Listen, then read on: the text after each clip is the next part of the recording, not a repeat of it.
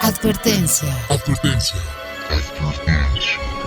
El siguiente programa está dirigido a mayores de edad, de lo contrario, debe ser escuchado junto a un adulto responsable. El contenido puede ser bastante perturbador para ciertas personas. Se recomienda discreción.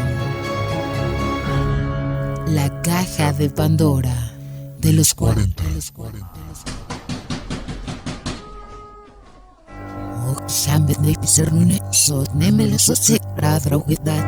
El mundo está lleno de misterios, terror, personajes sangrientos, momentos sobrenaturales, enigmas y todo el conocimiento paranormal.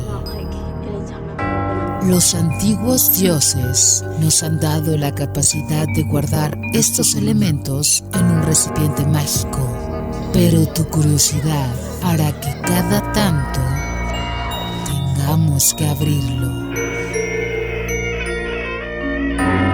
¿Te atreves a destapar este oscuro elemento junto a nosotros? Recemos. Se abre entonces la caja de Pandora de los 40.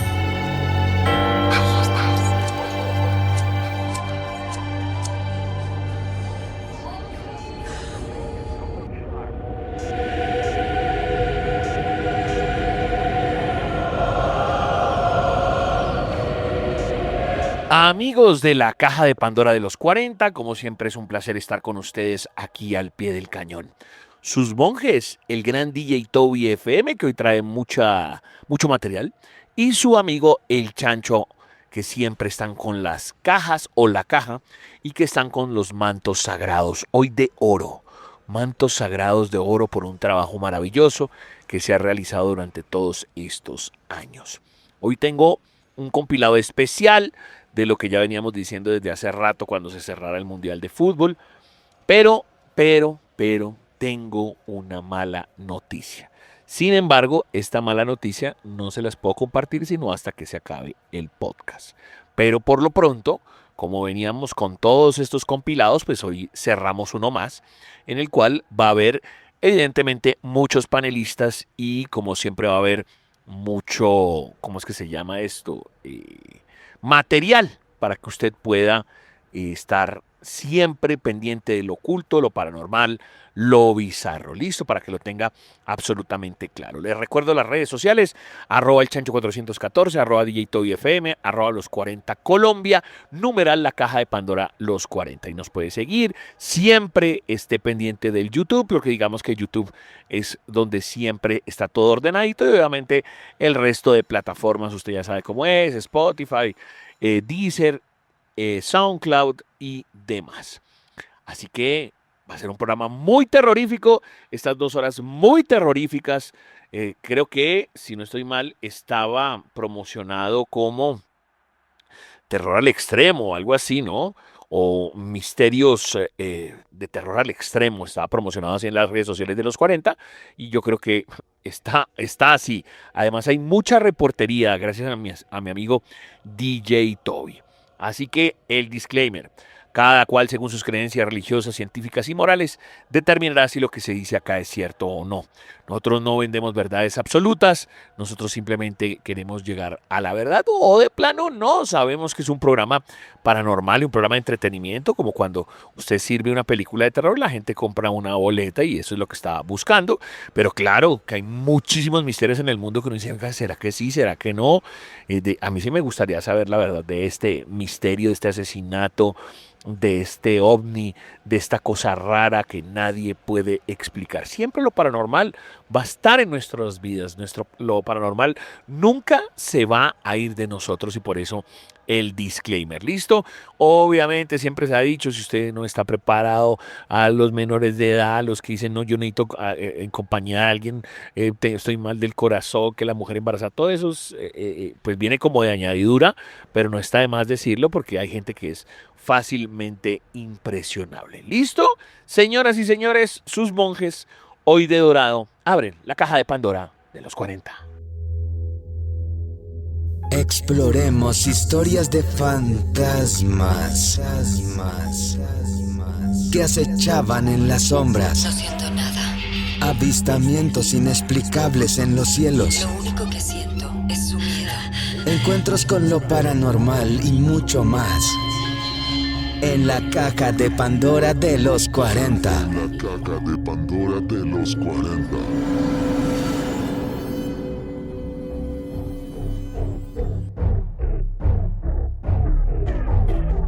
Bueno, el bloque viene así. Primero mi amigo DJ Toby, algo relacionado con el ejército.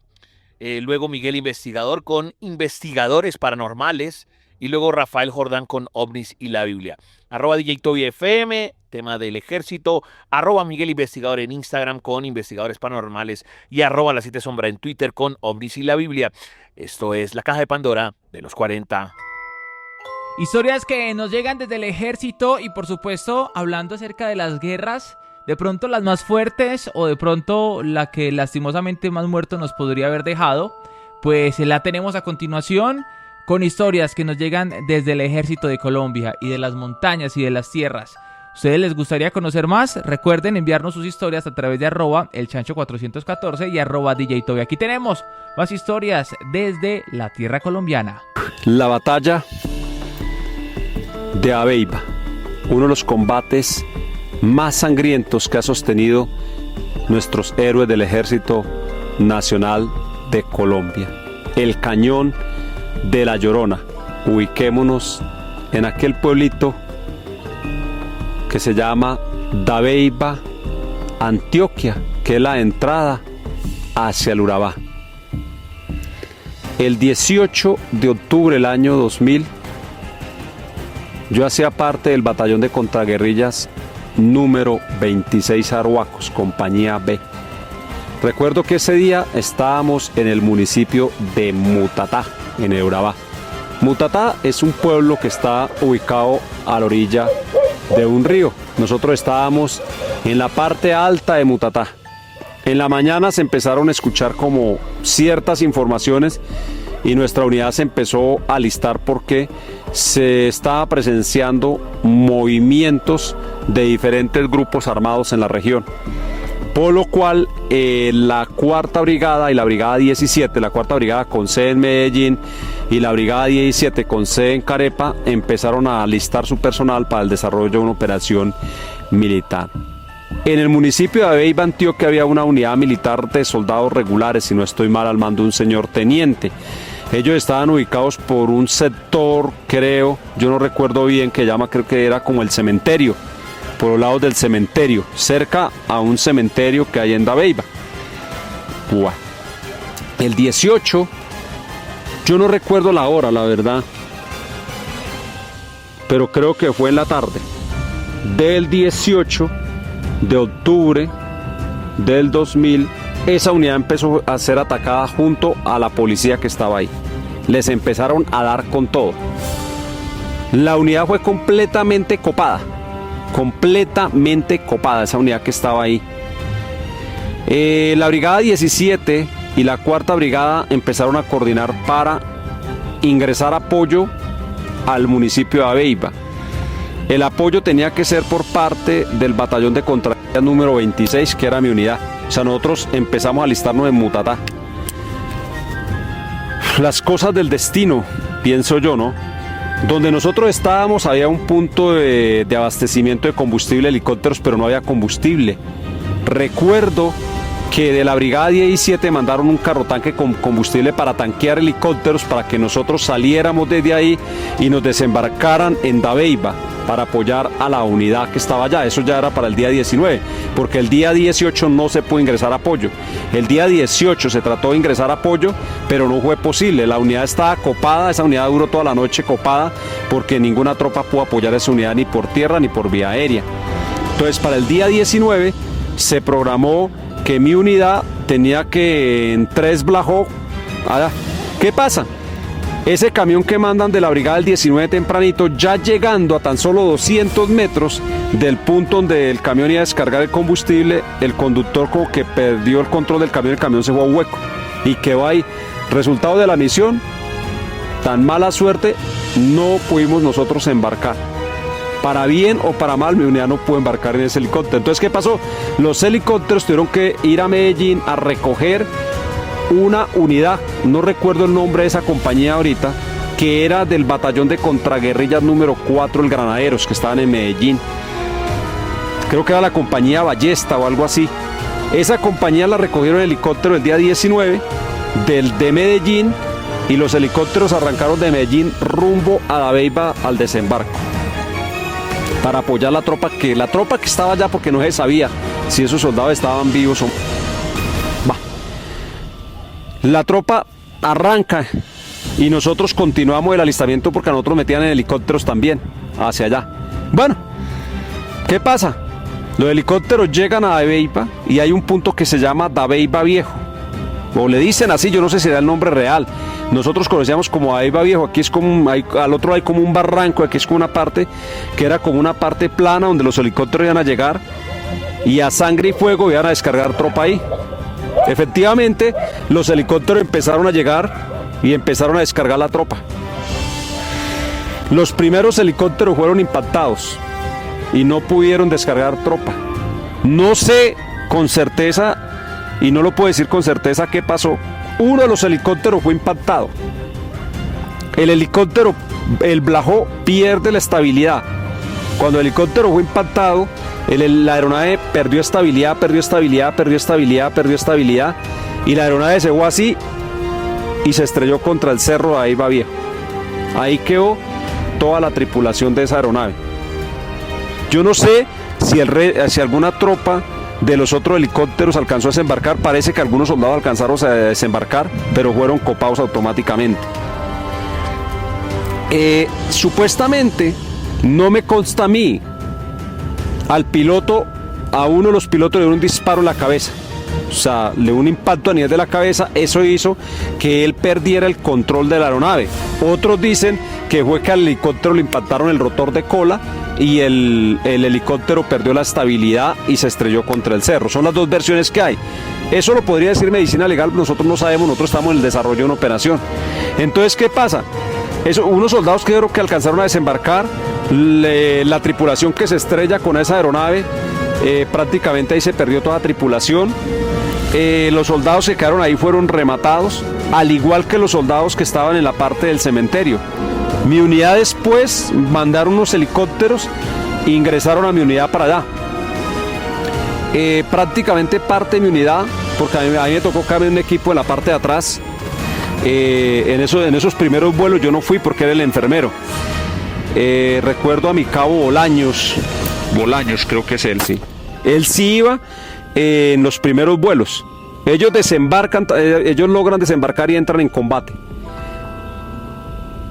Lo que él me narra a mí, porque yo no estuve ahí, o sea, nosotros estábamos en la parte de retaguardia, fue impresionante, porque ellos desembarcan y empezaron a pasar por donde estaban todos los soldados que habían fallecido la noche anterior. Lo que él me dice es algo muy duro. O sea, las imágenes que él observó de los soldados eran impresionantes, eran desgarradoras. No quiero hablar de eso porque es muy fuerte el relato. Creo que ahí habían 23 que han perdido la vida ahí, pero las imágenes de esos 23 eran muy desgarradoras. Esa unidad empezó a combatir, mi unidad empezó a ingresar, nosotros empezamos a ingresar y empezamos a retomar. Ya era el 20, los combates iniciaron el 18, era el 20. El 20 en la noche nosotros llegamos, en la noche a un punto. Ya habían recogido los cadáveres. Yo recuerdo que llegué y encontré una cosita, eso estaba de noche y no puede prender linterna. Yo llego y me hice un rangerazo, coloqué mi carpajil y me recosté ahí. Cuando me recuesto ahí, al otro día despierto y había dormido sobre una bóveda, una lápida. Ahí estaba la lápida y todo. Y estamos durmiendo en un cementerio, sí, efectivamente habíamos pasado la noche en un cementerio.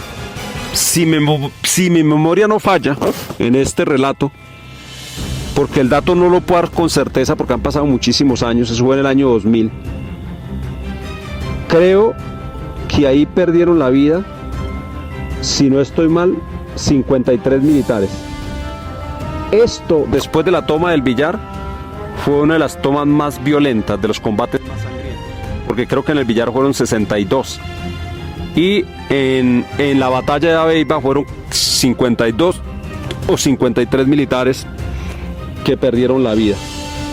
Fue un combate fue durísimo, y lo más duro que yo recuerdo son las imágenes de los soldados, la forma vil como remataron a esa gente. La verdad, era duro ver eso. Se sentía uno impotente, triste, saber que se había perdido tanta gente ahí, en el municipio de Dabeiba, Antioquia. Yo sé que los pobladores de Dabeiba recuerdan este suceso. Yo creo que todos los pobladores de Dabeiba y la gente que en esa época estaba ahí recuerdan ese 18, 19 y 20 de octubre del año 2000 como si hubiera sido hoy. Yo sé que hay muchos relatos de población, de pobladores que nos vieron a nosotros allá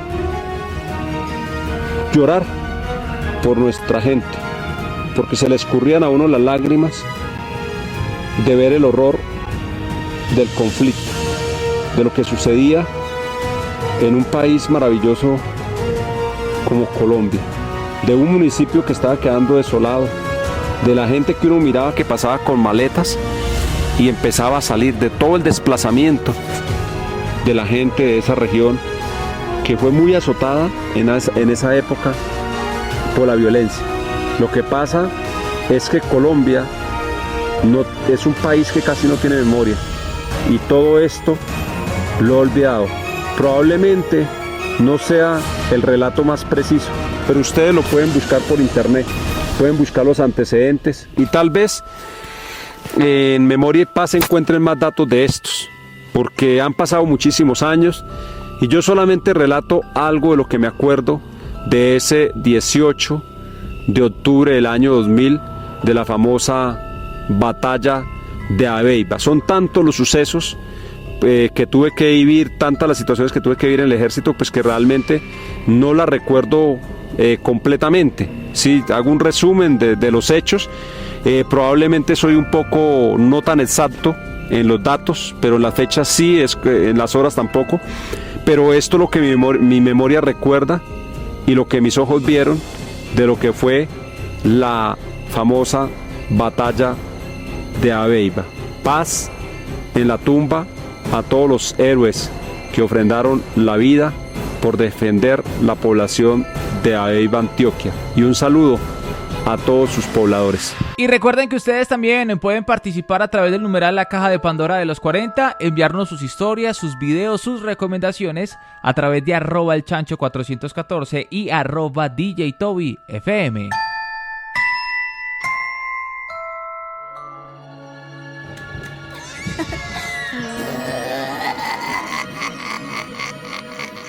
Los maestros de ceremonias de lo oculto y lo paranormal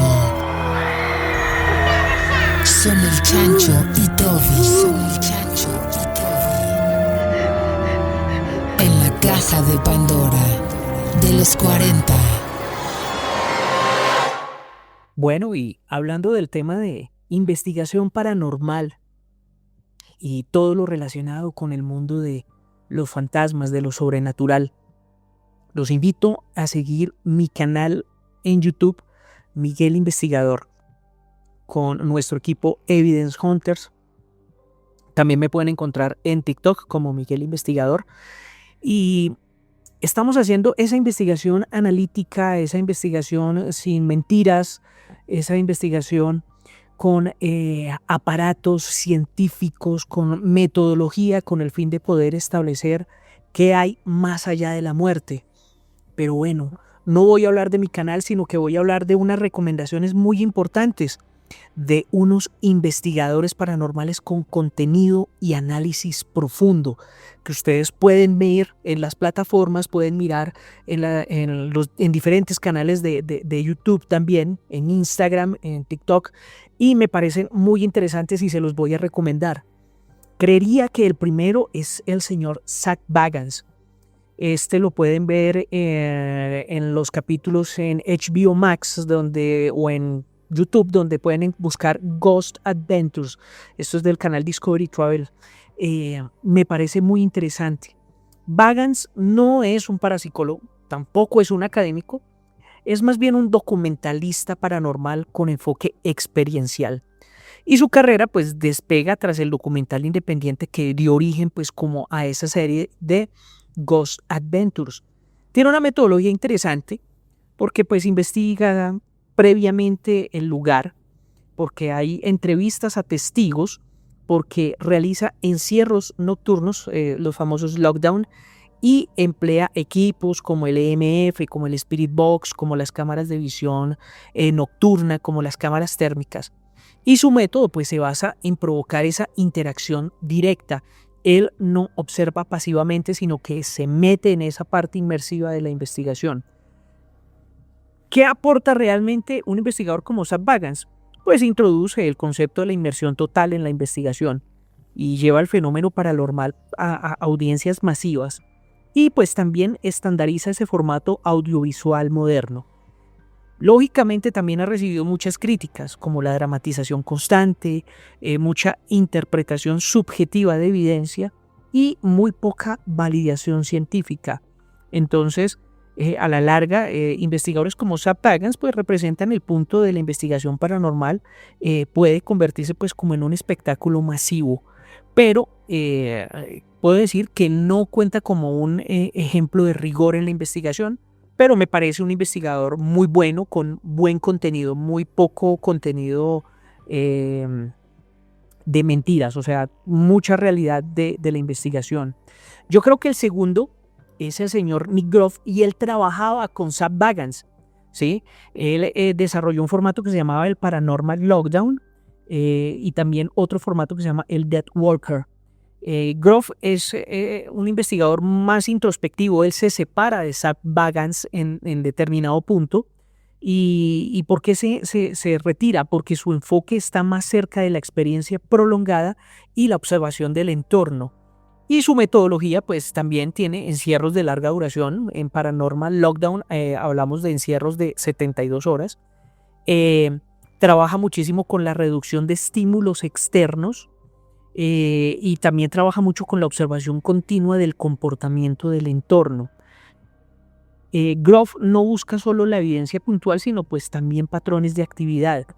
Yo creo que un diferencial clave de Nick Groff es que él cree que la actividad paranormal evoluciona con el tiempo y pues da más importancia al estado mental del investigador, y esto me parece muy clave y me parece muy ganador. Lógicamente, pues dentro de esas críticas de pronto que se desarrollan hacia Groff está que pues hay mucho peso en la percepción personal y hay mucha menos estructura técnica que un enfoque científico. Entonces pues por esos lados.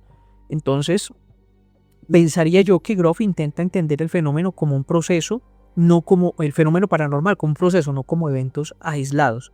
Entonces Groff es ese puente entre lo mediático y lo investigativo. También hay otro investigador muy bueno que se llama Jason House. Él lo han visto también en Ghost Hunters. Tiene ese canal que se llama Ghost Hunters y es ese canal propio en YouTube. Probablemente yo creo que es uno de los investigadores de pronto más sobrios del formato televisivo.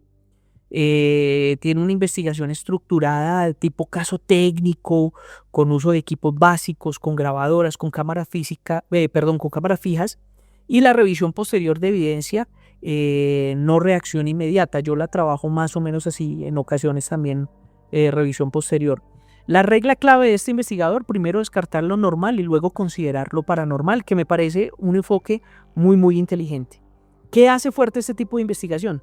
Pues que no busca el espectáculo, que no exagera la evidencia y trabaja con protocolos más cercanos a esa investigación real. A veces esto genera críticas porque puede parecer aburrido para audiencias masivas y pues tiene pues menos impacto visual. Pero pues recordemos que creo yo que lo importante es traer evidencia real y no espectáculo mentiroso o traer esa evidencia falsa que la mayoría de los investigadores buscan y pues lo que hace es desmeritar totalmente el trabajo del investigador paranormal. Entonces yo creería que este señor House representa el intento más serio de hacer investigación paranormal dentro de la televisión, y esto da una credibilidad muy importante. También está el señor Barry Taff. Este lo podemos ver en entrevistas en YouTube y en documentales como el caso de Doris Bitter de Entity. Él colaboró en esa película de Entity. Él es un investigador con conexión a entornos muy académicos como el UCLA. Entonces el tipo no es un showman. Tiene una metodología de investigación multidisciplinaria porque trabaja con psicología, trabaja con el entorno, trabaja con testigos y hace unas documentaciones pues muy rigurosas del caso. Hay un caso clave, lo mencionaba al principio de hablar de él, que es el caso de Doris Bitter, donde hay supuestas agresiones físicas por esa entidad, donde hay evidencia fotográfica y donde hay múltiples testigos. Y ahí es donde se mezcla lo paranormal con lo psicológico. También ha recibido críticas, porque hay una dificultad lógicamente para replicar la evidencia y también hay muchas interpretaciones debatidas acerca de lo que él muestra. Pero Taft demuestra que en muchos casos paranormales pues están en la frontera entre la mente humana y pues lo desconocido. Hay otro investigador que se llama Lloyd Auerbach, Lloyd Auerbach, donde lo pueden ver en conferencias y clases de YouTube. Es un perfil absolutamente real, es uno de los pocos investigadores actuales con enfoque académico constante. Tiene una metodología interesante que es el estudio de la percepción humana, el análisis de experiencias subjetivas y también tiene pues una formación en parapsicología. Su enfoque, pues no todo fenómeno externo, no todo fenómeno es externo, pues también hay muchos fenómenos internos y eso es algo bastante interesante que también en las investigaciones se puede evidenciar. Sus aportes, pues, desmitifica muchas cosas paranormales sin negar la existencia del fenómeno y explica fenómenos sin caer en los extremos. ¿Qué críticas de pronto tiene este investigador Lloyd Auerbach? Pues que representa de pronto o no genera un contenido impactante y es más teórico que visual. Pero miren ustedes que lo paranormal a la larga resulta ser también una parte teórica muy grande. Y pienso yo que Auerbach representa la madurez del estudio paranormal que hay que entender antes de creer. ¿Dónde está pues el contenido? Yo pienso que el contenido y los perfiles que hay interesantes también, y se me olvidaba mencionar en YouTube algo que se llama The Paranormal Files. Este es un equipo de investigación moderna, casi se me olvida mencionarlo, es un equipo moderno que intenta mantener la seriedad dentro del formato de YouTube y tiene una metodología muy interesante que son las investigaciones largas, 4 horas, bueno, yo hago investigaciones hasta 24, pero bueno, tienen documentaciones continuas y tienen muy poco corte de edición. ¿Qué diferencia esto? La transparencia en el proceso, muestran errores y fallos, que eso también me parece muy importante mostrarlo. Y pues, ¿qué le critican? Pues que a veces caen en narrativa dramática. Pero para mí representan el intento de hacer una investigación real en la era digital y eso es muy valioso. No me podía ir realmente sin mencionar algunos investigadores o proyectos interesantes en todo el tema de la investigación paranormal, como mis queridos amigos de Project Fear. Es un equipo que se independiza, ¿sí? Y ahora tienen su canal de YouTube y se independiza donde pues de las plataformas de televisión. Estaban ellos antes trabajando con HBO y ahora pues ellos están haciendo su contenido propio para YouTube. Tienen una metodología muy bacana que es el aislamiento extremo. Ellos duermen solos en las locaciones. No hay producción pesada, o sea, es lo que se va grabando y lo que se va documentando. ¿Qué es lo importante? Y lo que me parece muy chévere esa investigación, que generan situaciones de miedo real, donde pues lógicamente hay menos control. y más autenticidad percibida en las investigaciones. Lógicamente, ¿qué van a criticar los puristas de la investigación? Pues que falta control metodológico y que mucho depende del miedo psicológico, pero en realidad yo pienso que el miedo también atrae las entidades, entonces me parece muy genial. Yo pienso que Project Fear explora ese límite entre el miedo real y el fenómeno paranormal, y eso me parece súper, ultra genial en ese formato. O sea, de todos es mi formato favorito, el de Project Fear. También hay unos que se llaman Watcher en Entertainment, y es un formato único de creyente versus escéptico, y eso me parece también muy bacano, porque pues hay una investigación y hay un debate, y no todo se acepta como paranormal. Y esto le da un valor interesante porque introducen un pensamiento crítico y evitan el sesgo de confirmación. Estos de Ghost Files demuestran pues que el debate es parte esencial de la investigación paranormal, y eso me parece también genial cuando tú vas con personas escépticas, y genial cuando esas personas escépticas pues lógicamente tienen un encuentro con lo paranormal. Yo creo que en conclusión de todo esto que les he hablado de estos equipos de investigación paranormal es que el problema del mundo paranormal no es la falta de evidencia. Yo creo que es la falta de método y el exceso de meter mentiras para justificar el miedo y de esa forma generar más visualizaciones, ¿sí? Porque si lo hablo de una forma muy, muy objetiva, Subvagance es espectáculo, Growth es experiencia, House es método, TAF y Auerbach son análisis, y pues y esto evidencia que en YouTube pues, hay una evolución interesante del formato. Entonces para este tema es importante siempre utilizar el método, utilizar la profundidad y la narrativa. Eso es lo que estamos tratando de desarrollar en este nuevo formato de Evidence Hunters en mi canal Miguel Investigador. Entonces se los quiero recomendar, tengo unas investigaciones muy interesantes. Estamos en ese proceso de experimentación, estamos mutando, estamos cogiendo mucha más experiencia. No hemos podido lanzar más investigaciones últimamente porque estamos en edición, tenemos muchísimo material, hemos hecho como 6 investigaciones y están en estos momentos todas en postproducción. Estamos trabajando fuertemente para que en este 2026 logremos sacar una temporada muy, muy, muy, muy genial de investigación paranormal real. Han pasado cosas increíbles, tenemos evidencias impresionantes.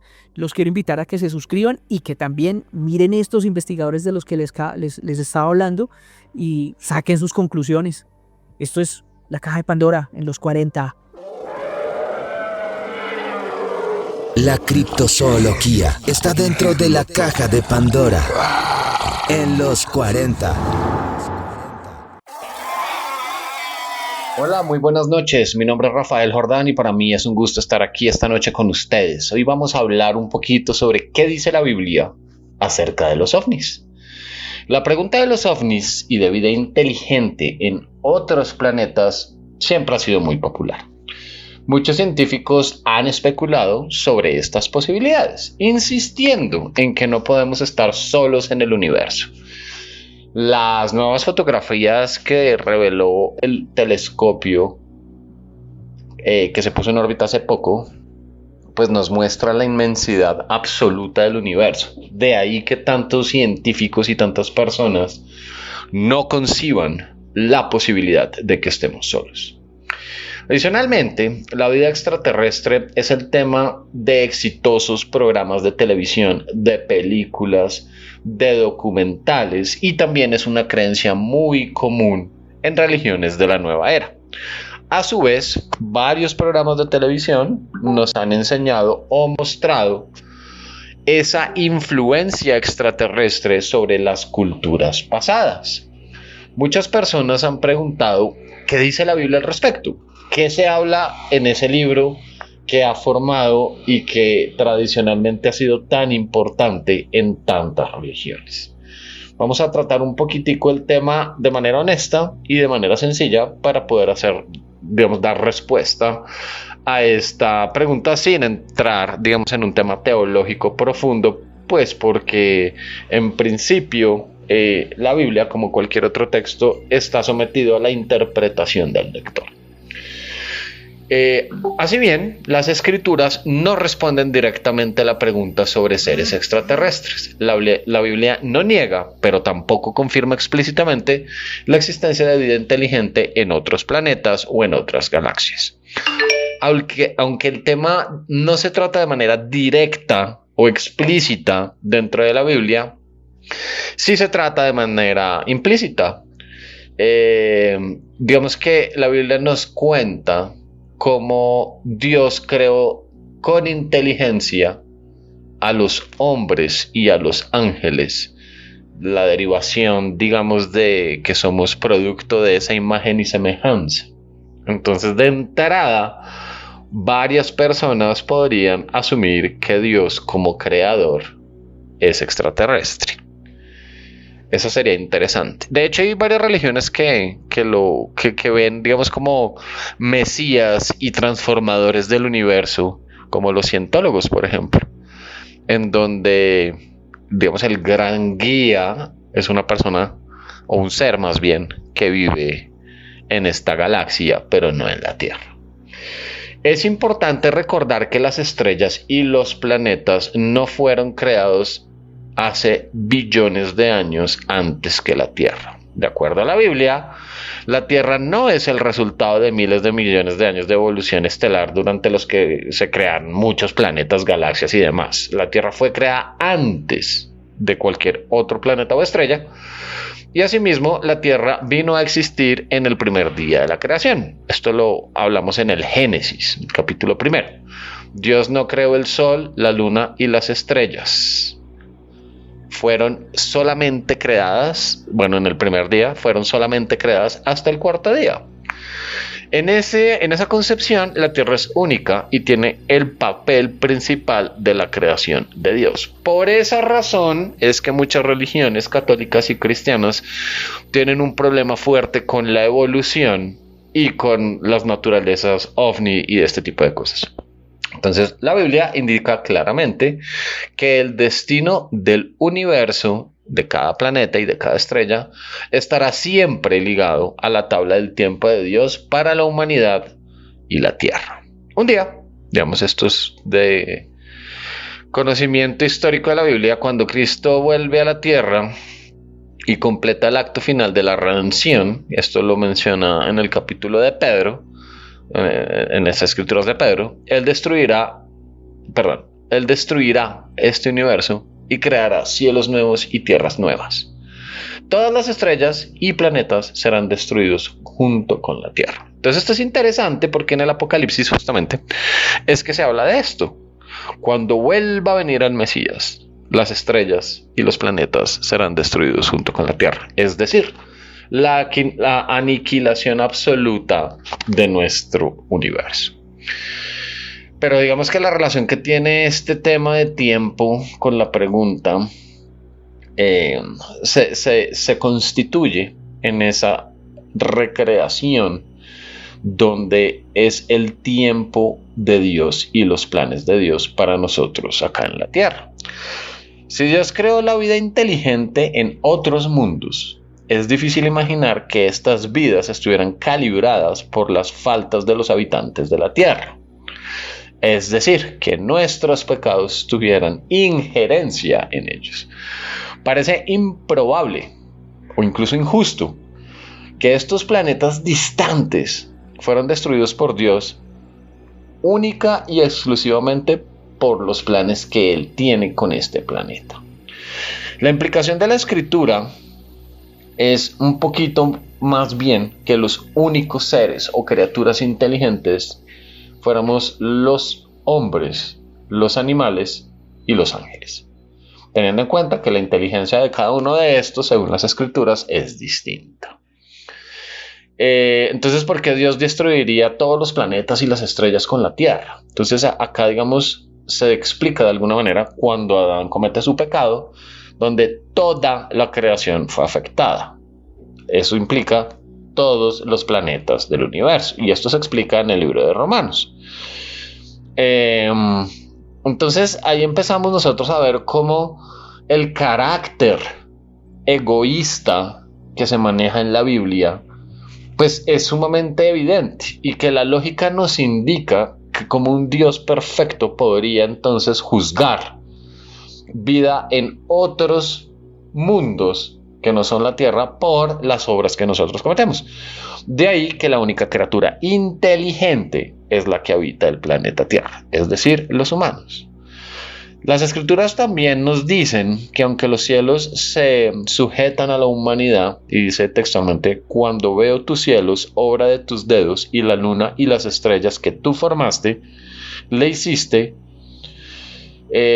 sobre las obras de tus manos, las hiciste sobre las obras de tus manos. Eso es lo que dice, digamos, los salmos, ¿no? Entonces ahí es donde también se empieza a jugar un poco desde las escrituras ese papel del creador absoluto con un único mandato que es la vida inteligente en la tierra, ¿sí? La experiencia práctica dice que nada en el universo está probablemente, digamos, creado u originado a través de algo distinto al Big Bang. Digamos que la Tierra no es nada más que el paraíso descrito en el Génesis, que gracias al pecado original, pues todo se fue, digamos, diluyendo y fuimos castigados por ello, aunque no hubiésemos nacido. Como todos sabemos, el tema de, digamos, de la vigencia del universo eventualmente va a desistir, porque el universo, al igual que el resto de las cosas vivas o de las cosas que tienen movimiento, en algún momento va a parar y se va a transformar. Entonces digamos que obviamente aquí empezamos a hablar un poquito de física y es la transformación energética. Entonces también la Biblia habla un poco de esa transformación de las energías, ¿no? Sin embargo, toda la descripción de la Biblia, la mayoría de las descripciones de la Biblia, se basan en una sola raza inteligente que somos nosotros. Sin embargo, el libro del Apocalipsis, en el cual se describen las carretas, no sé si las recuerdan, son 4 carretas, por muchos científicos y por muchas personas que han estudiado el texto, hablan de la influencia extraterrestre, pues son, digamos, naves o son embarcaciones que van surcando los cielos y pues que en el momento en donde son descritas claramente no podrían existir máquinas humanas que tuvieran estas características. Entonces la descripción, o más bien la mención que tengan los ovnis en la Biblia es nula de manera directa. Sin embargo, a través de la interpretación de algunos salmos, de las interpretaciones que se dan en el Génesis y en el mismo Apocalipsis, nos damos cuenta, sobre todo en el Apocalipsis, que hay un poco más allá. Trata de haber un poco más de explicación muy somera y muy, digamos, introspectiva y solamente mencionadita de la existencia de posibles seres que no son humanos. Espero les haya gustado esta intervención. Recuerden seguirme en mis redes sociales, en Instagram como @RafaJordangelo y en Twitter como @la7sombra. Mary, te invitamos a entrar en nuestro círculo. Si eres tú, apaga las velas. La tabla Ouija está dentro de la caja de Pandora. Sí. En los 40.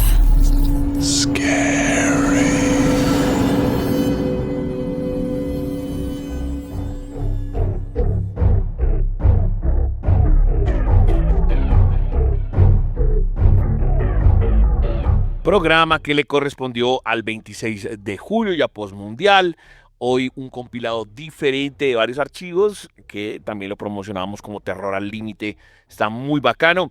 Y viene primero Toby con una historia de Julianito, una investigación que él hace. Luego Miguel Investigador con El Hombre Lobo. Y cerramos con el señor Rodrigo Castro con los apartes de cine.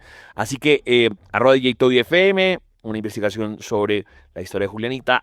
@Miguel Investigador en Instagram, El Hombre Lobo. Y @RodriCastro78, nuestro experto en cine aquí en la caja de Pandora de los 40. Son historias paranormales que traemos en esta noche a través de la caja de Pandora de los 40 para todos los que se van conectando. Antes de comenzar esta historia, les quiero preguntar, ¿ustedes en algún momento han sentido que tienen voces en la cabeza?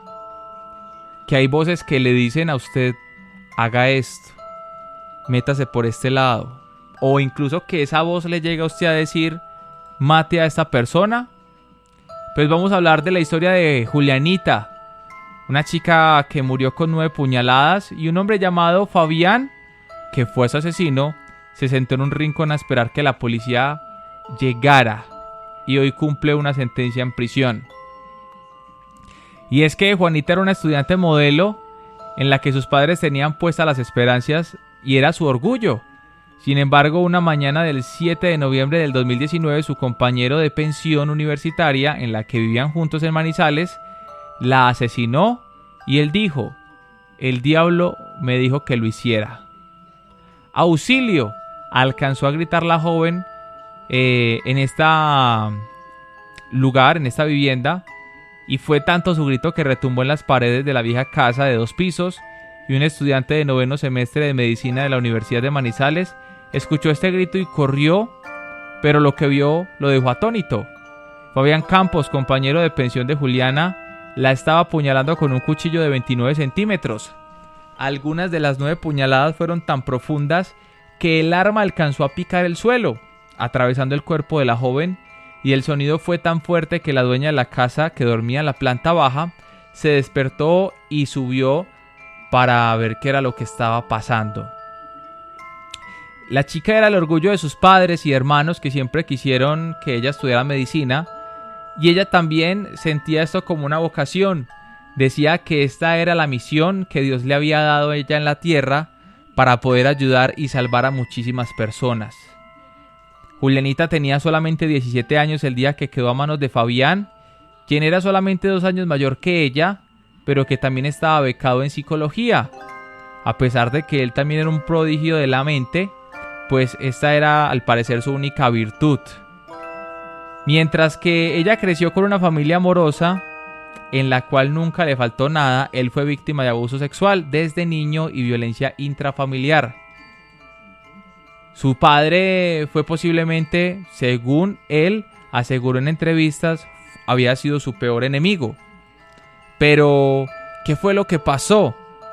Mientras que Julianita dedicaba horas a leer la Biblia e ir a la iglesia, Fabián leía libros satánicos y, según él, estaba en una secta donde adoraban al demonio. Mientras que ella se divertía jugando en su niñez con sus padres a los cuales detestaban perder, y lo que hacían cuando el niño les ganaba era que le daban golpes. Mientras Juanita combinaba su desempeño académico sobresaliente con su disciplina, Fabián era un niño con problemas en el colegio donde lo recordaban como un competidor voraz hasta matarse por sacar buenas notas. Decía la gente que es raro porque el chico no era agresivo, así lo describían sus compañeros. Estas 2 personas fueron para el mismo lugar de estudio y estaban casi que en la misma etapa de su vida. Era raro, no era agresivo, vuelvo y les repito, como lo describían sus compañeros. Los otros residentes de la pensión decían que a primera vista él parecía un muchacho tímido, y así lo era, pero no por pena, sino porque realmente no le gustaba estar con la gente. Les voy a leer un testimonio que, como lo describen, tenía comportamientos raros, pero nunca fue agresivo con ninguno de nosotros. Era muy inteligente también, pero siempre hablaba de cosas feas, como muertes violentas, cosas oscuras y diabólicas, y siempre tenía una mirada muy fea.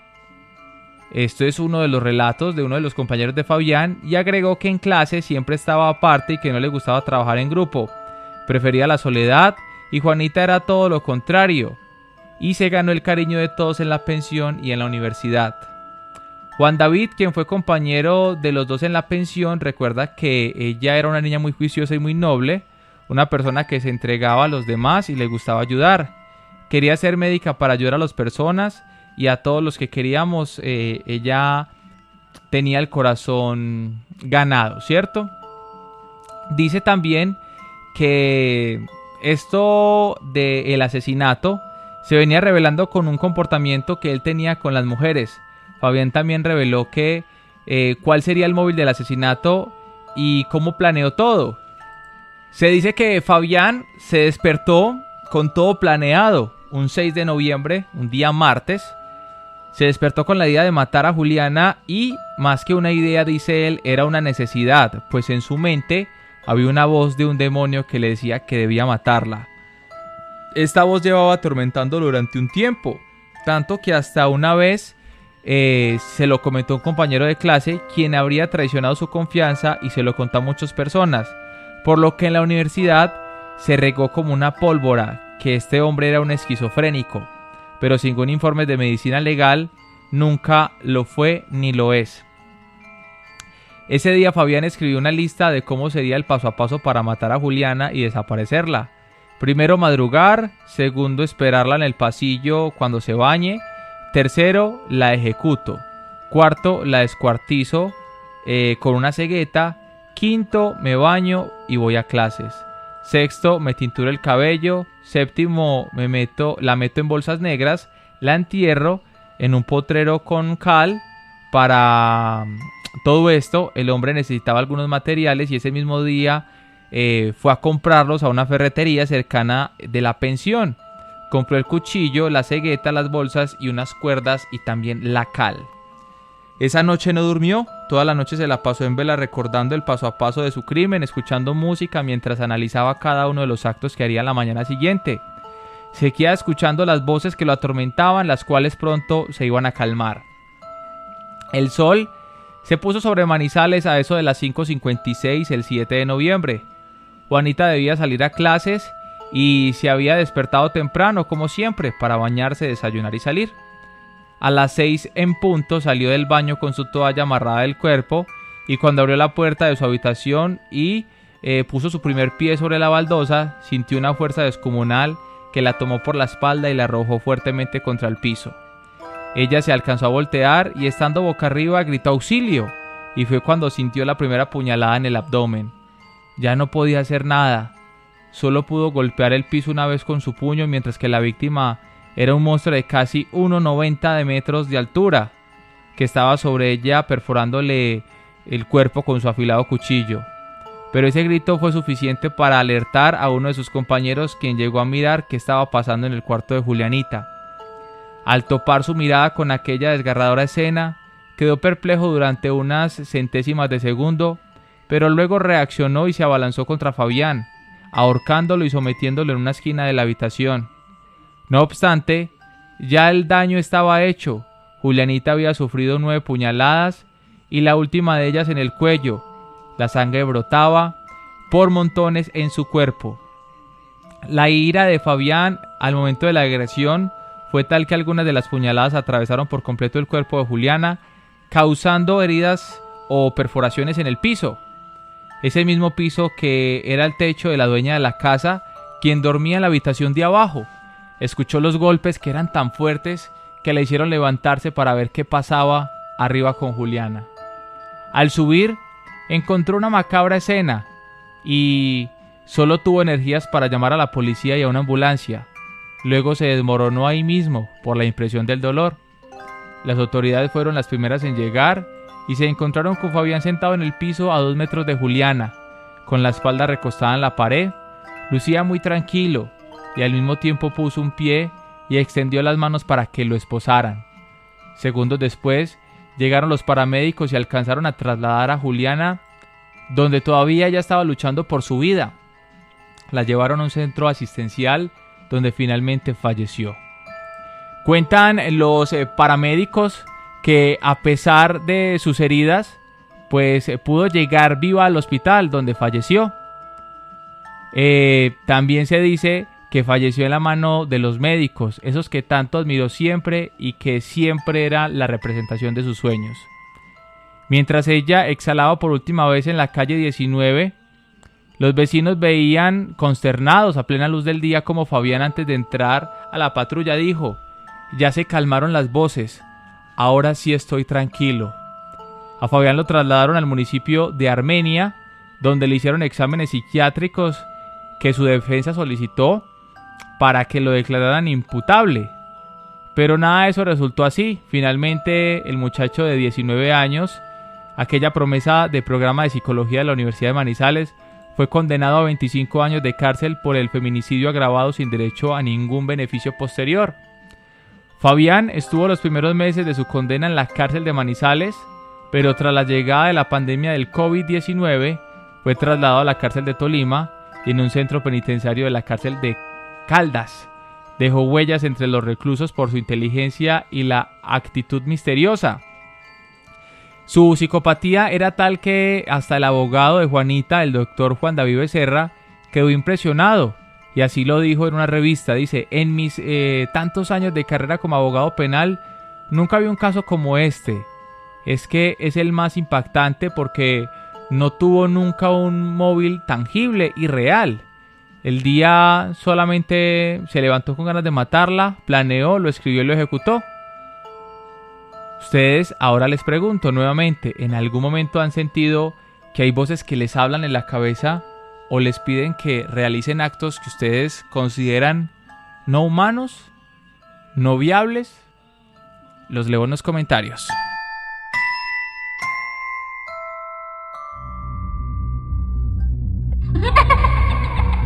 Las brujas.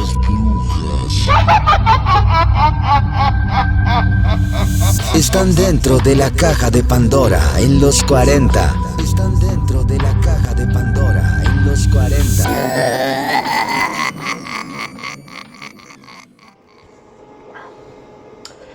El origen mitológico de la licantropía. El origen de la creencia de la licantropía y de la transmutación de cuerpos es muy amplia.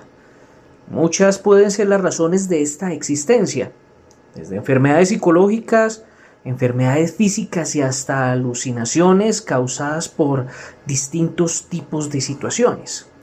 Todas ellas las vamos a hablar y no en este momento. Aquí vamos a tratar de conocer las razones o las causas de la idea popular, la necesidad del hombre primitivo de buscar las explicaciones a fenómenos que percibía con sus sentidos, pero de los cuales pues desconocía su procedencia y los motivos, y pues han podido ser uno de los motivos o las razones de la creación del mito del licántropo. Cuando se habla acerca de los hombres lobo, cuando se habla de esos ruidos temporales con el viento silbando que se llaman howl en inglés, fuertemente hacían recordar a la gente primitiva o algo conocido como era el aullido, howl en su traslación al inglés. Por este motivo, el monstruo de las tormentas podría ser un lobo. Uno de los posibles orígenes podría ser la vestimenta de los pescadores nórdicos que iban de pueblo en pueblo con pieles de animales encima. En la creencia popular se estableció que estos adquirían cualidades del animal y se transformaban en estos. En la mitología griega, la transformación de personas o dioses en animales era una cuestión muy habitual. No son desconocidas las transformaciones de los diferentes dioses del Olimpo en corrientes humanos o animales. Una de las transformaciones en persona de Zeus, recogida en las metamorfosis de Pluvio Ovidio Nasón, es la que nos deja uno de los primeros registros, si no el primero, de un hombre transformándose en lobo y al que da el origen a la palabra licantropía. El rey Licaón, que reinaba en Arcadia, ofendió al rey de los dioses del Olimpo con su falta de fe y sus atrocidades. Como castigo divino, Licaón es transformado en hombre lobo mientras trataba de huir de la ira de Zeus por los campos. En nuestros días, la religión budista cree en la reencarnación de las personas en diferentes animales. El alma es la que cambia de contenedor. Se puede encontrar algo de similitud con la mitología nórdica, en la que la persona podía pedir prestado un cuerpo ajeno para diferentes finalidades. Con respecto a la mitología española, uno de los primeros relatos que se ha recogido es el de Antonio de Torquemada, un escritor del siglo XVI y secretario del conde de Benavente, quien relató lo siguiente. En el reino de Galicia se halló un hombre el cual andaba por los montes escondido y de allí salía a los caminos, cubierto de un pellejo de lobo. Y si hallaba algunos mozos pequeños desmandados, los mataba y se los trataba de comer. Si hay alguna información extra documentada, pues es muy interesante poderla tener acerca de este tema de los hombres lobo, pero los relatos no paran ahí. Podría decirse que las causas naturales de la licantropía, pues se tratan de temas, podríamos decirlo, de enfermedades. En la Edad Media la licantropía fue reconocida como una enfermedad. Por otro lado, en la parte física, la mitología sobre la licantropía pues se podría sostener por la enfermedad conocida como hipertricosis. Y esta es una enfermedad por la cual el pelo crece pues en algunas zonas del cuerpo donde habitualmente no lo hace. Es principalmente un problema estético. Aunque existen diferentes sintomatologías, la hipertricosis congénita es conocida como síndrome del hombre lobo. Y este es el caso, pues, del pelo grueso, especialmente en la cara. La licantropía, como una enfermedad mental, reside tanto en el subconsciente como en el consciente de la persona. La propia naturaleza del hombre como carnívoro conlleva al intrínseco, pues, impulsado por el deseo de matar. La sed de sangre de algunas personas pues hace que estos cometan crímenes que para la mayoría de la población podría ser calificado como una atrocidad. Estas personas enfermas pues disfrutan viendo sufrir a otras personas a pesar de que pueden tener una sensibilidad, maneras y refinamientos de alta alcurnia. La sed de sangre y el canibalismo están ligados con la licantropía, la cual está acompañada de alucinaciones. La licantropía, pues entendida como monomanía, el famoso caso de Manuel Blanco Roma Santa, puede explicar una parte de la mitología. Un monomaníaco cree ser en todos ámbitos otra persona, es decir, sentimientos, pensamientos, hábitos y necesidades de otro. En algunos casos pueden estar inducidos debido al consumo de algún alucinógeno, pues debido pues al opio, al acónito, a la marihuana, incluso al trigo, que viene con una especie de hongo que se llama el cornezuelo. Creo que a nuestros oyentes de la Caja de Pandora les interesa saber cómo es la transformación en hombre lobo, la transformación en este ser, el lobizón, el hombre lobo, como quieran llamarlo, cambia en función de las fuentes mitológicas de las que se tome la información. Dentro de una misma mitología, como puede ser la mitología tradicional en países como España, la transformación ocurre de diferentes formas. En algunos casos, con la llegada de las noches, las personas que sufren este mal sienten una irrefrenable necesidad de irse al monte, al bosque. Se tumban y comienzan a revolcarse en un barrizal o en la tierra o en el rocío que ha caído sobre la hierba.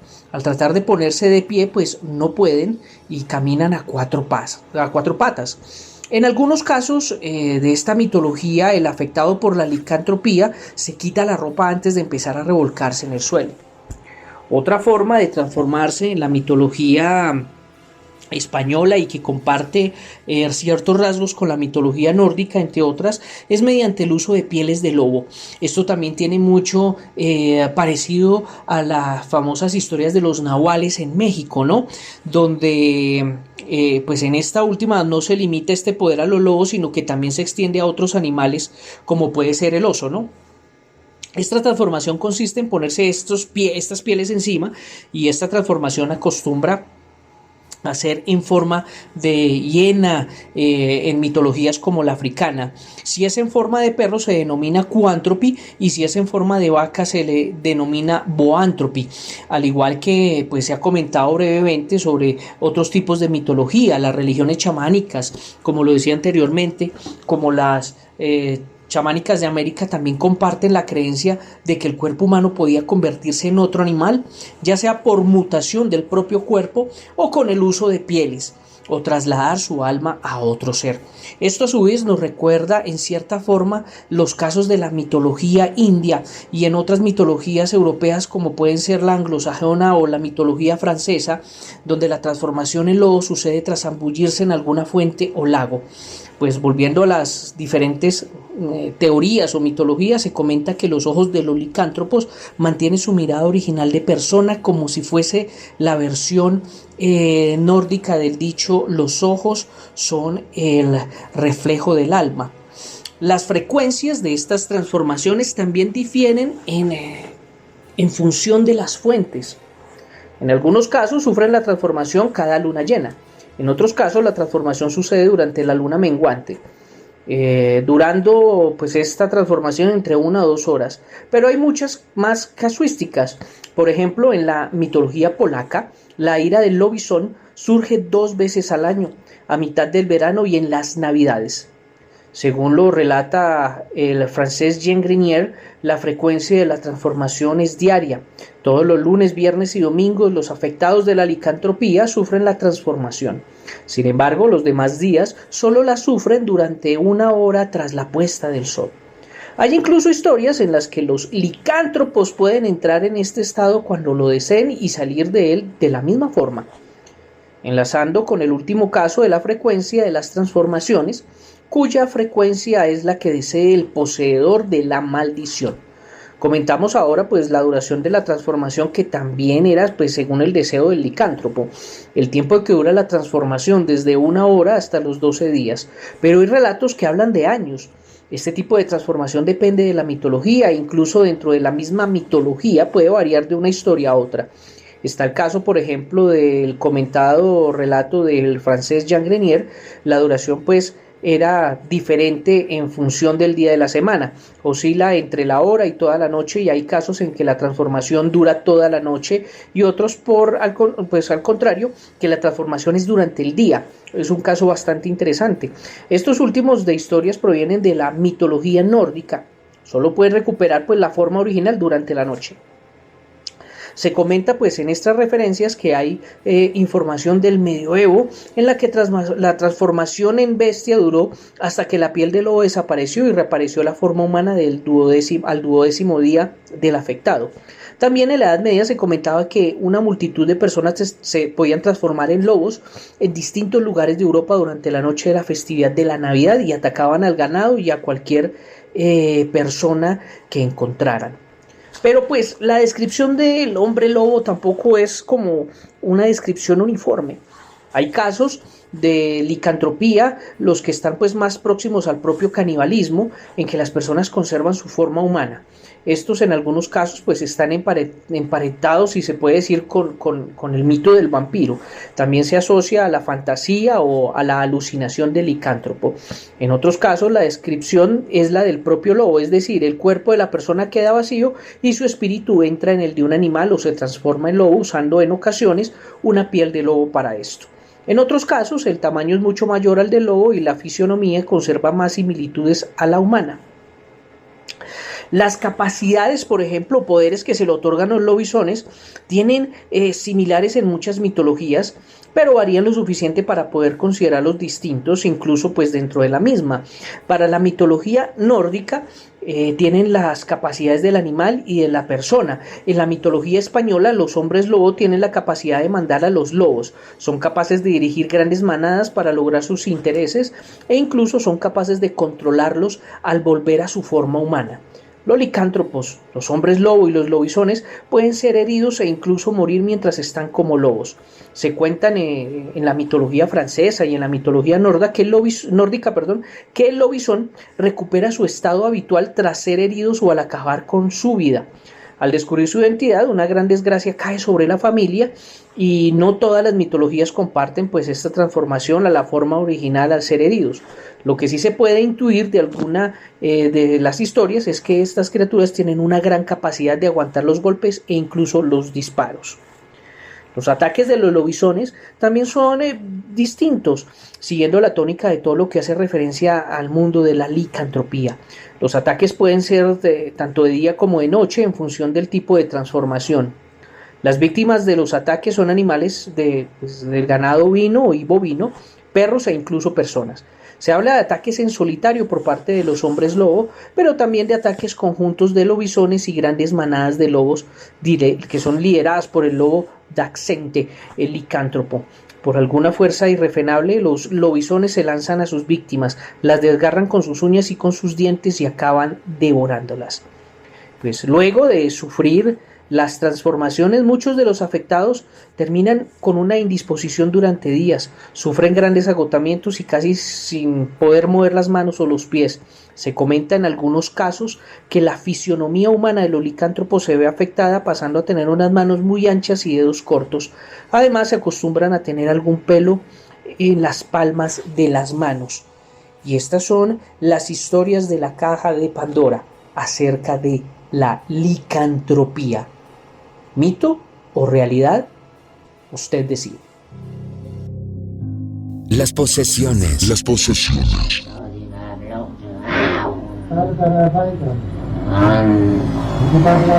Están dentro de la caja de Pandora. En los 40. Nera Oxone.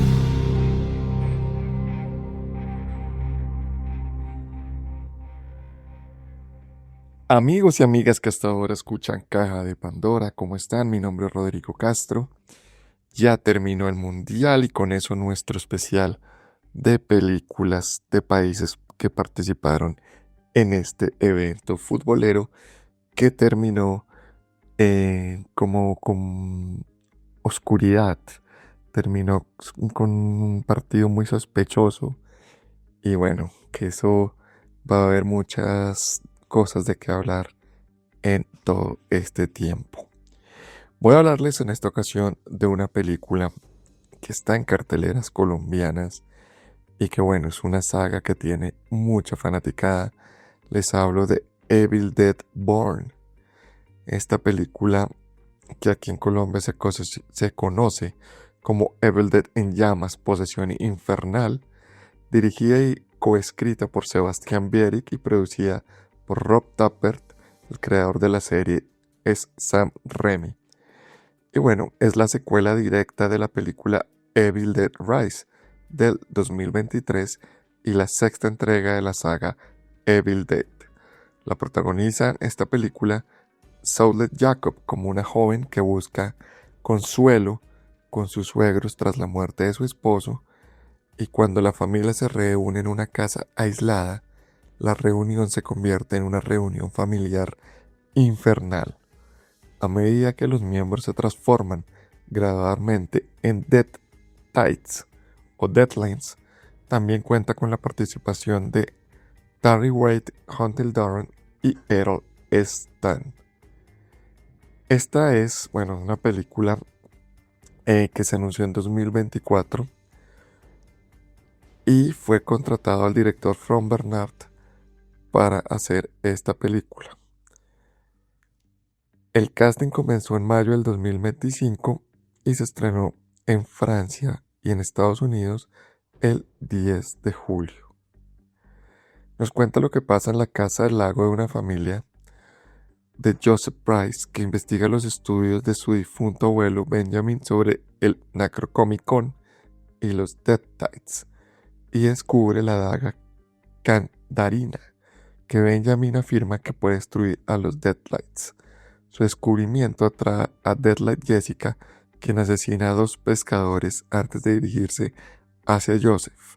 El hermano de Joseph, Will, se pelea con su esposa Alice y borracho se da la fuga en coche, chocando contra Jessica, mientras Will muere quemado en el accidente. Jessica recita un pasaje Necromicon y le transfiere la posesión a Deadwood. Esta es una película que yo diría que para los que son fanáticos de la saga la van a pasar muy bien, porque es una continuación directa a la anterior, y en esta película hay mucho más violencia, hay muertes más sangrientas, posesiones infernales mucho más realistas. Inclusive hay posesiones de una abuela. La abuela se le mete el diablo y pues esta abuela se vuelve totalmente psicópata, arranca corazones, muerde orejas, camina por los muros. Una película muy entretenida Y bueno, las secuencias de acción son bastante bien hechas. Las peleas entre los demonios y los humanos son bastante bien producidas. Y bueno, yo creo que es una película que vale la pena ir a verla a cartelera. La música de esta película la interpretó el dúo francés de música electrónica Dot Banglet, integrado por músicos Douglas Caravana y Saber Cut. Entonces, esta película ya está en carteleras colombianas y la pueden ir a ver. Muy recomendada. Devil Dead en llamas. Otras películas que están en cartelera: Obsesión. Y ojo que llega esta semana Spider-Man Brand New Day. También está La Invitación, Toy Story 5, The Minions, Cien Nostalgia for the Present y Barrio Triste. Son las películas que están en cartelera. Entonces, cualquier inquietud sobre estas otras películas, pueden escribirme en Twitter en @RoderiCastro78 o en Facebook en @ThePeliMagazine. Nos vemos la próxima semana con lo mejor del cine, solo aquí en Caja de Pandora.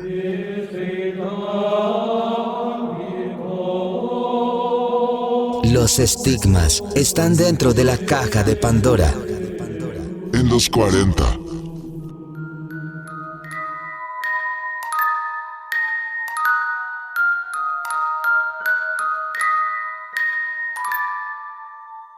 Continuamos entonces aquí en la caja de Pandora de los 40 con el cierre de bloquecitos.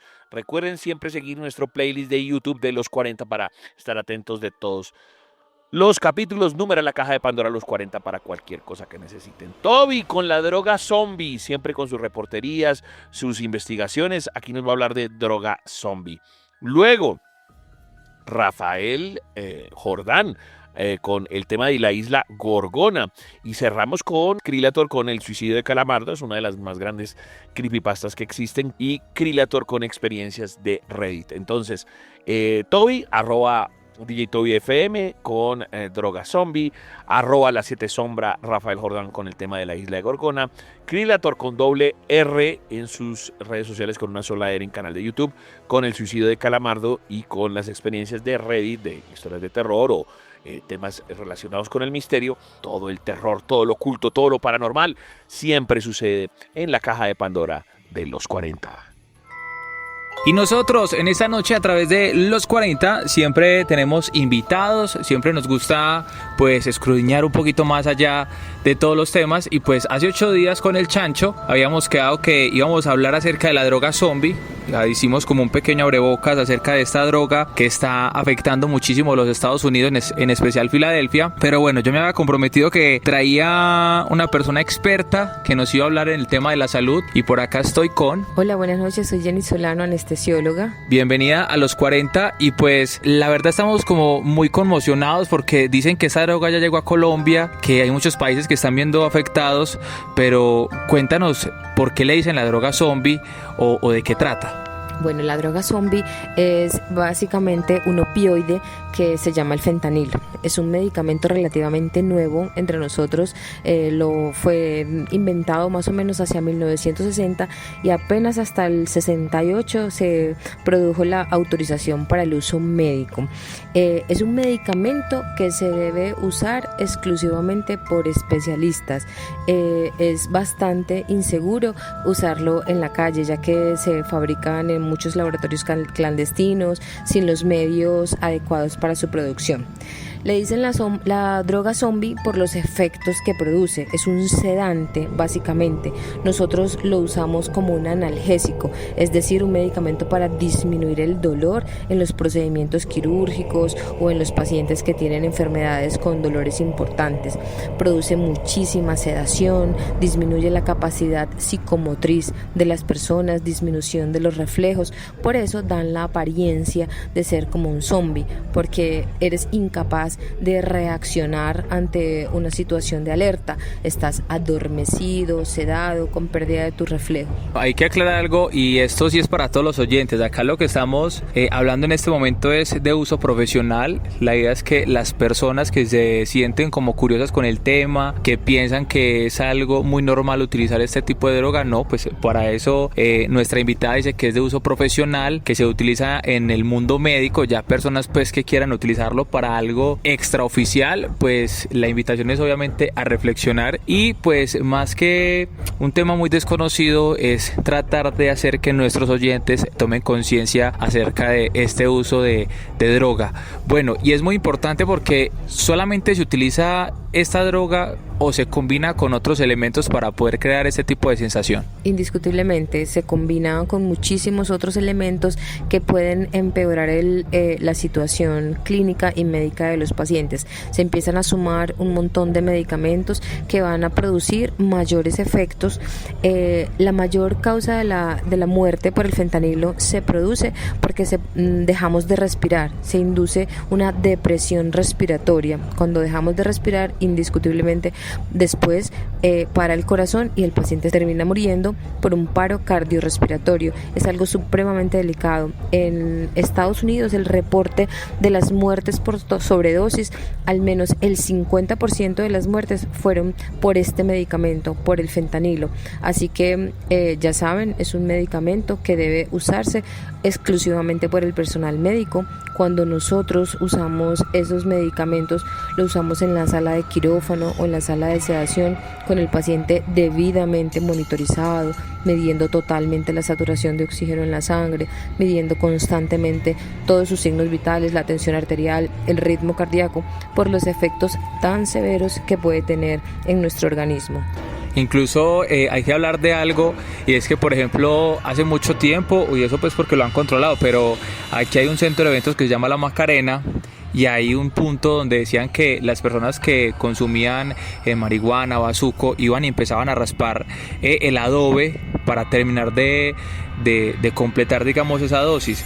Por ejemplo, este tipo de medicamentos que se le adiciona al fentanilo, ¿qué causa o qué contraindicaciones puede tener en el cuerpo mezclado con este tipo de cosas? Cuando es supremamente peligroso, cuando se suman varios medicamentos de este tipo. El fentanilo, como les contaba hace un rato, lo usamos principalmente como analgésico para disminuir el dolor de las intervenciones quirúrgicas, incluso para producir un poco de sedación.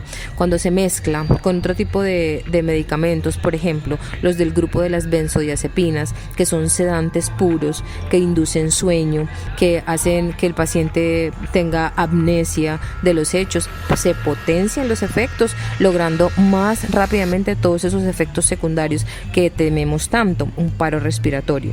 Cuando se usan con otros medicamentos como la ketamina puede producir aumento de la tensión arterial, aumento de la frecuencia cardíaca, induciendo a las personas que tienen alguna predisposición un infarto al corazón, un derrame cerebral, por el aumento de la tensión de todo el sistema vascular. Entonces es supremamente peligroso el uso de cualquiera de ellos sin prescripción médica, y mucho más la asociación de estos medicamentos. Este programa lo escuchan tanto adultos como jóvenes, y la pregunta es la siguiente: ¿cómo saber si, por ejemplo, yo tengo un amigo, un familiar, si en ese momento está consumiendo ese tipo de droga? O sea, ellos tienen una manera de comportarse diferente cuando están antes, durante o después. Bueno, los efectos del fentanilo, la vida media del fentanilo es relativamente corta, es más o menos de 1 hora. Entonces, si ya ha pasado ese tiempo y no hemos tenido ninguna reacción adversa severa, probablemente los síntomas son poco visibles, son muy presentes en el momento muy cercano al consumo, que es la sedación. Básicamente es la descripción de los zombies, es la ausencia de los reflejos, el adormecimiento, esa incapacidad de reaccionar hasta ante un estímulo fuerte, ¿Y hay de pronto algún tipo de tratamiento para las personas que están consumiendo ese tipo de droga, o es así adictiva como por el crack, como la heroína? Porque incluso hace 8 días hablábamos que las personas cuando consumen el fentanilo cada vez tienen que aumentar un poco más la dosis y como que ya no les produce la misma sensación, o que el tiempo de estar drogado disminuye y que cada vez tienen que aumentar más la dosis y más la dosis. ¿Esto tiene algún control? ¿Tiene algún remedio? El aumento progresivo de las dosis es supremamente importante, y les quiero comentar que muchísimas veces en el mercado no se consigue fentanilo para uso humano, sino que lo venden unos medicamentos análogos que son de uso veterinario. Entonces imagínense las dosis que se usan para un caballo, por ejemplo, para sedar a un caballo, son supremamente distintas por el peso, por la masa muscular, a las dosis que usamos en humanos. Entonces se comercializa con frecuencia el fentanilo que se usa en veterinaria. Entonces se puede producir una intoxicación rápidamente con este opioide. Cuando nosotros recibimos los pacientes en la urgencia y que sospechamos una intoxicación por opioides, usamos un medicamento, un antídoto que se llama la naloxona. Es un medicamento que rápidamente saca el opioide del cuerpo y el paciente puede volver a respirar. El síntoma más importante con el que nosotros recibimos los pacientes en las emergencias es eso, el paro respiratorio inducido por opioides. Hay otros signos clínicos que nos ayudan, por ejemplo las pupilas muy puntiformes. Cuando vemos un paciente muy sedado, con una incapacidad para respirar adecuadamente, con esa pupila muy pequeña que nosotros la denominamos puntiforme, sospechamos altamente la intoxicación por opioides y procedemos a la inyección de las ampollas de naloxona. Ese paciente se debe llevar a la unidad de cuidados intensivos y dejarle una infusión continua de este medicamento, pero salvamos muchas vidas a través de este medicamento. ¿Cuál es la recomendación para todos esos jóvenes que de pronto también tienen ese tema de la curiosidad de probar de pronto una droga? Definitivamente decir que no, ¿cierto? Es un medicamento supremamente delicado, como les comentaba anteriormente, siempre lo usamos intrahospitalariamente con el paciente debidamente monitorizado, tener en cuenta que les pueden vender una dosis totalmente exagerada y dar al traste con la vida. Definitivamente no es un medicamento para probar, es muchísimo más potente que la morfina, 50 veces más potente que la heroína. Entonces se podrán imaginar todos los efectos que puede tener en nuestro organismo. Les vuelvo y les digo, el 50% de las muertes por sobredosis en Estados Unidos fueron por este medicamento. Es una cifra alarmante que da miedo. Definitivamente no al consumo de opioides. Ahí tenemos entonces a nuestra invitada en esta noche. Doctora, muchísimas gracias. Por favor, despídase de los oyentes, y que obviamente si en alguna otra oportunidad tenemos la oportunidad de hablar de algún otro tipo de droga que esté, mejor dicho, tratando de dañar nuestra sociedad, pues la tendremos en cuenta. Con mucho gusto y hasta luego, que tengan buena noche. Ya saben, no al consumo de los opioides a menos que sean por prescripción médica. Ahí está entonces el informe de los 40. Yo soy Toby al aire en esto llamado La Caja de Pandora.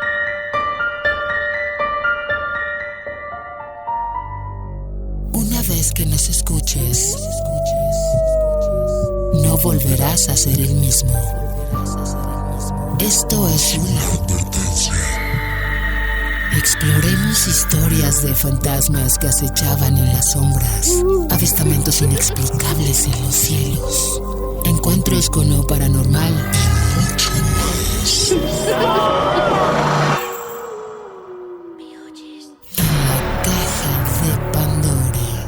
Los 40.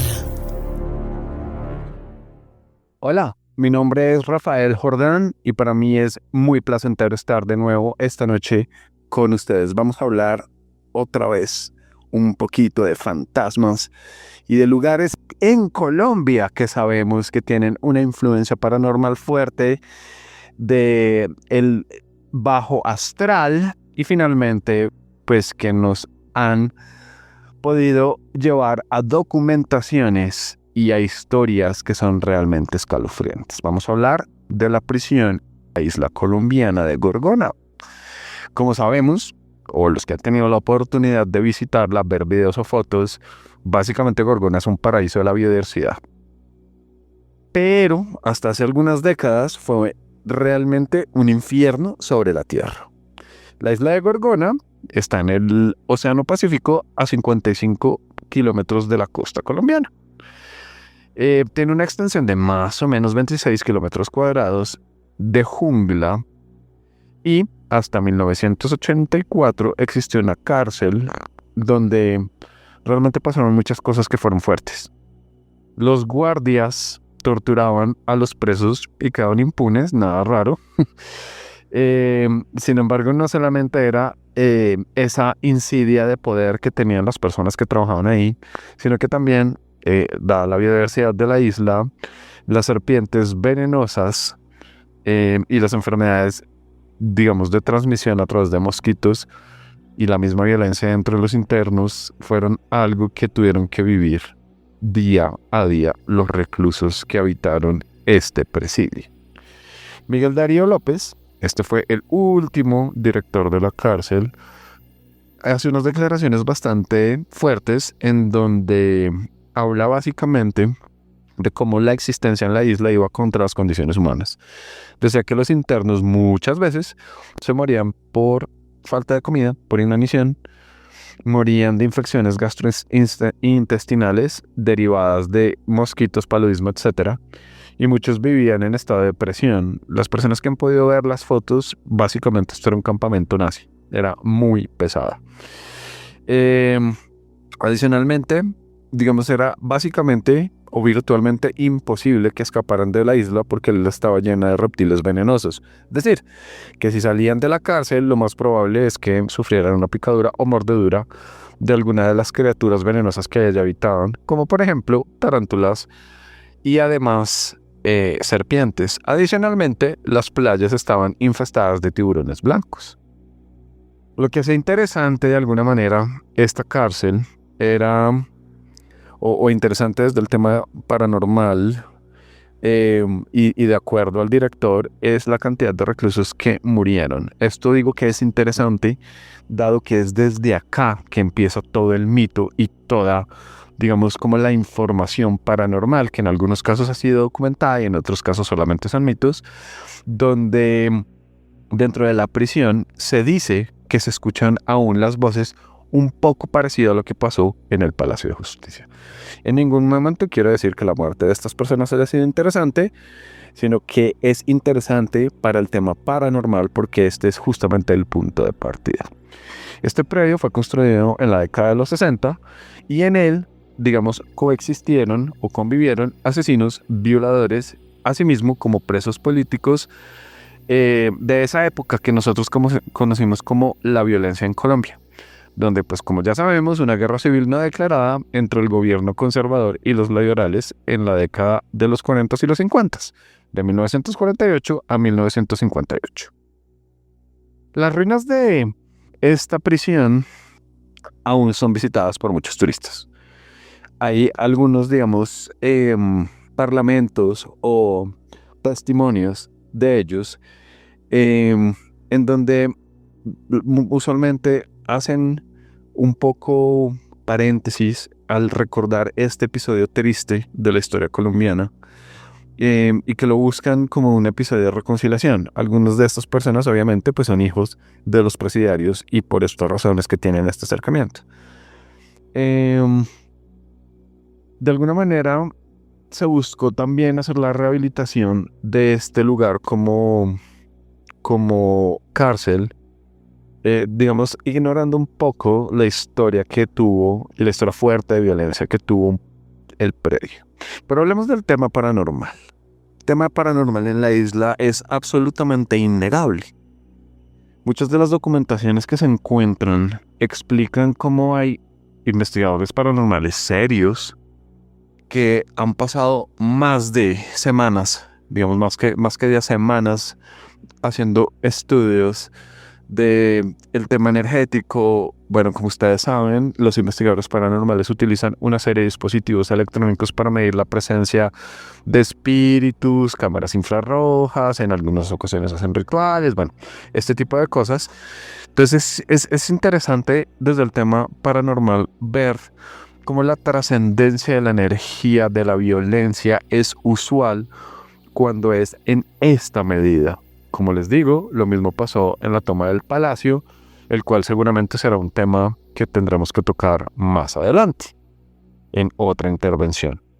Volviendo a Gorgona, no solamente es como el tema de sensación de lo que las personas sienten cuando llegan a la isla, de la impresión que tienen al ver lo que quedó del predio.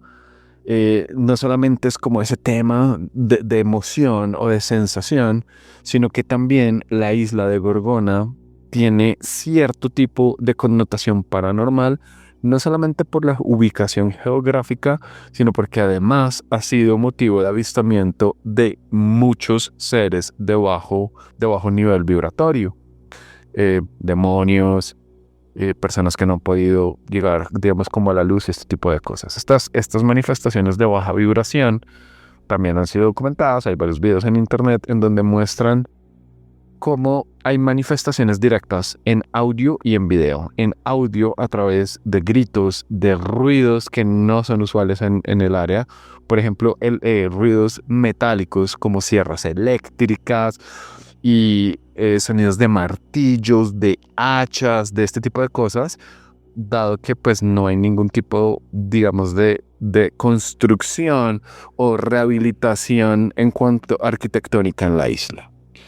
Por otro lado, la ubicación también denota un tema de avistamiento de ovnis. Ese es otro tema que no vamos a tocar hoy. Sin embargo, las dos están correlacionadas. Cuando varios de los investigadores paranormales se quedaron durante semanas, notaron no solamente una intensidad distinta en las frecuencias de los contactos que tuvieran, denotan que al principio el contacto fue sumamente fuerte, después se calma y hacia el final de la temporada ya se vuelve inmanejable, razón por la cual terminan el estudio antes de lo que tenían previsto. En la isla de Gorgona se hizo la documentación de seres de baja vibración, demonios, en donde se movían y se tiraban cosas. O sea, dentro del video se ve cómo vuela una lata de unos frijoles seguramente o algún alimento que viene en lata. Vuela de un lado al otro sin ninguna explicación, cómo las cosas se mueven. Los investigadores hablan de un nivel de depresión alto, de pensamientos que no son usualmente los que ellos hubieran tenido. Entonces temas de suicidio, temas de violencia, un tema de agresividad fuerte. Esto es explicado por esas entidades de baja vibración. Entonces, para los que no saben, los demonios y otras muchas aberraciones que habitan en los planos astrales usualmente son sumamente inteligentes. Buscan justamente o defender un territorio, es decir, que uno no entre en el territorio que ellos denotan como propio. Esto en el caso de que son personas que han muerto en estas circunstancias y consideran como suyo ese territorio. O en el caso de los demonios, tratar de seducir a los humanos para que cometan actos de violencia, que al final del día es el propósito de su existir. En Gorgona, adicionalmente, vemos cómo los investigadores, y esto es muy curioso, nunca terminan las investigaciones. No hay una sola que tenga inicio y final. En todas pasa algo que termina la investigación antes de lo previsto.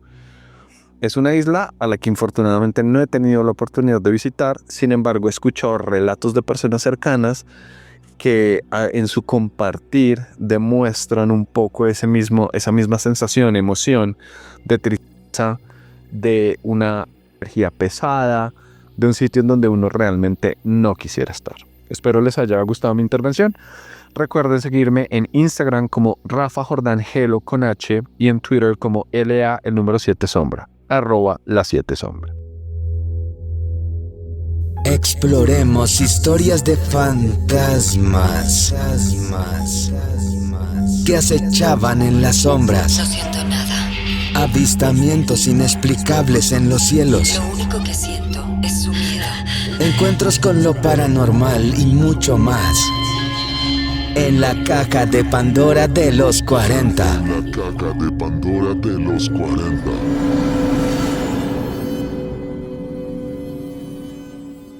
El suicidio de Calamardo.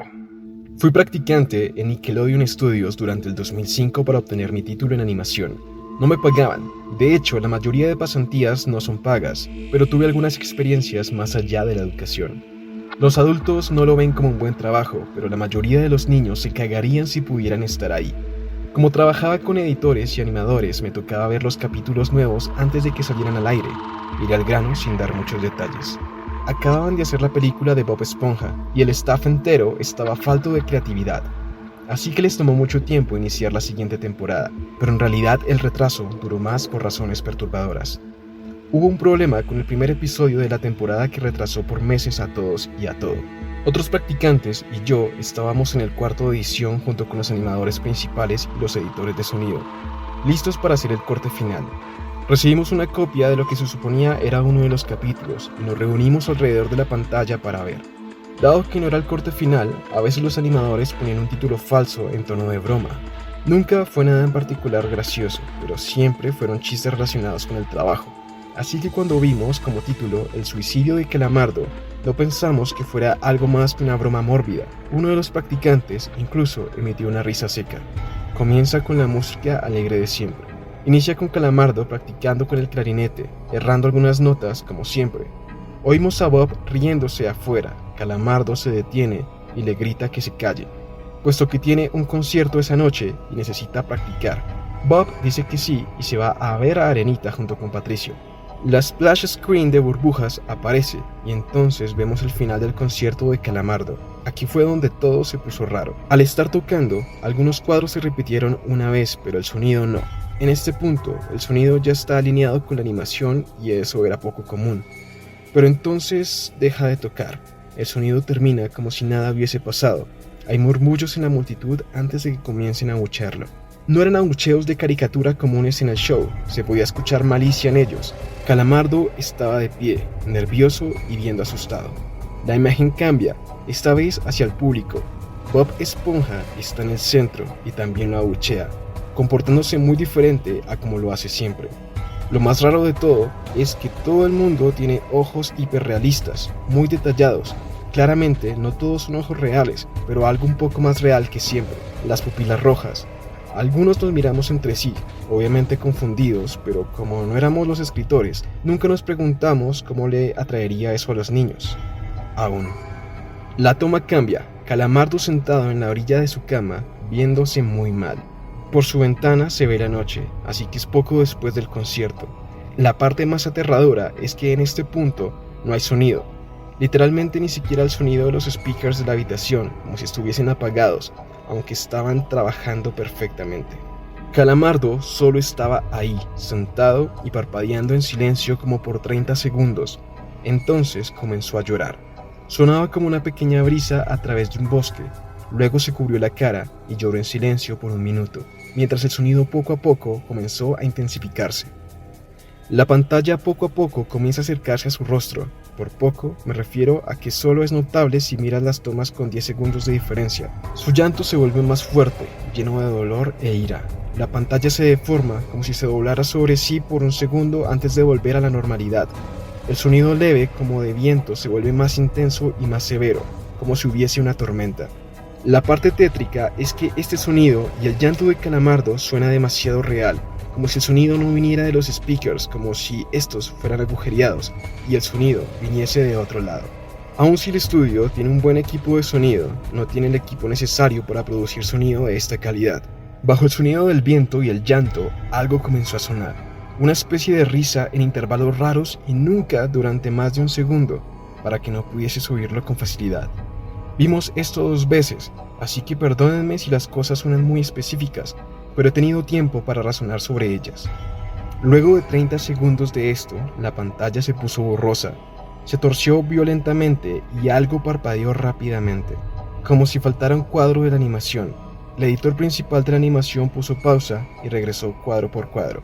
Vimos algo horrible. Era la foto de un niño muerto, de no más de 6 años de edad. Su cara estaba deformada y ensangrentada, un ojo colgando sobre su rostro. Estaba en ropa interior, con el estómago abierto y las entrañas yaciendo a su lado. Estaba tirado en una especie de pavimento, probablemente algún camino. La parte más aterradora era que se podía ver la sombra del fotógrafo. No había cinta del crimen, no había evidencias claras. y el ángulo estaba completamente erróneo para ser parte de evidencia de un crimen. Parecía como si el fotógrafo fuese el culpable de la muerte del niño. Estábamos mortificados, por supuesto, pero seguimos, esperando que fuera una broma torcida y enferma. La pantalla regresó nuevamente a Calamardo, aún llorando más fuerte que antes, y con la mitad del cuerpo en la toma, ahora había sangre corriendo por su rostro, saliendo de sus ojos, los cuales estaban dibujados de forma hiperrealista, como si al tocarlos pudieses mancharte de sangre.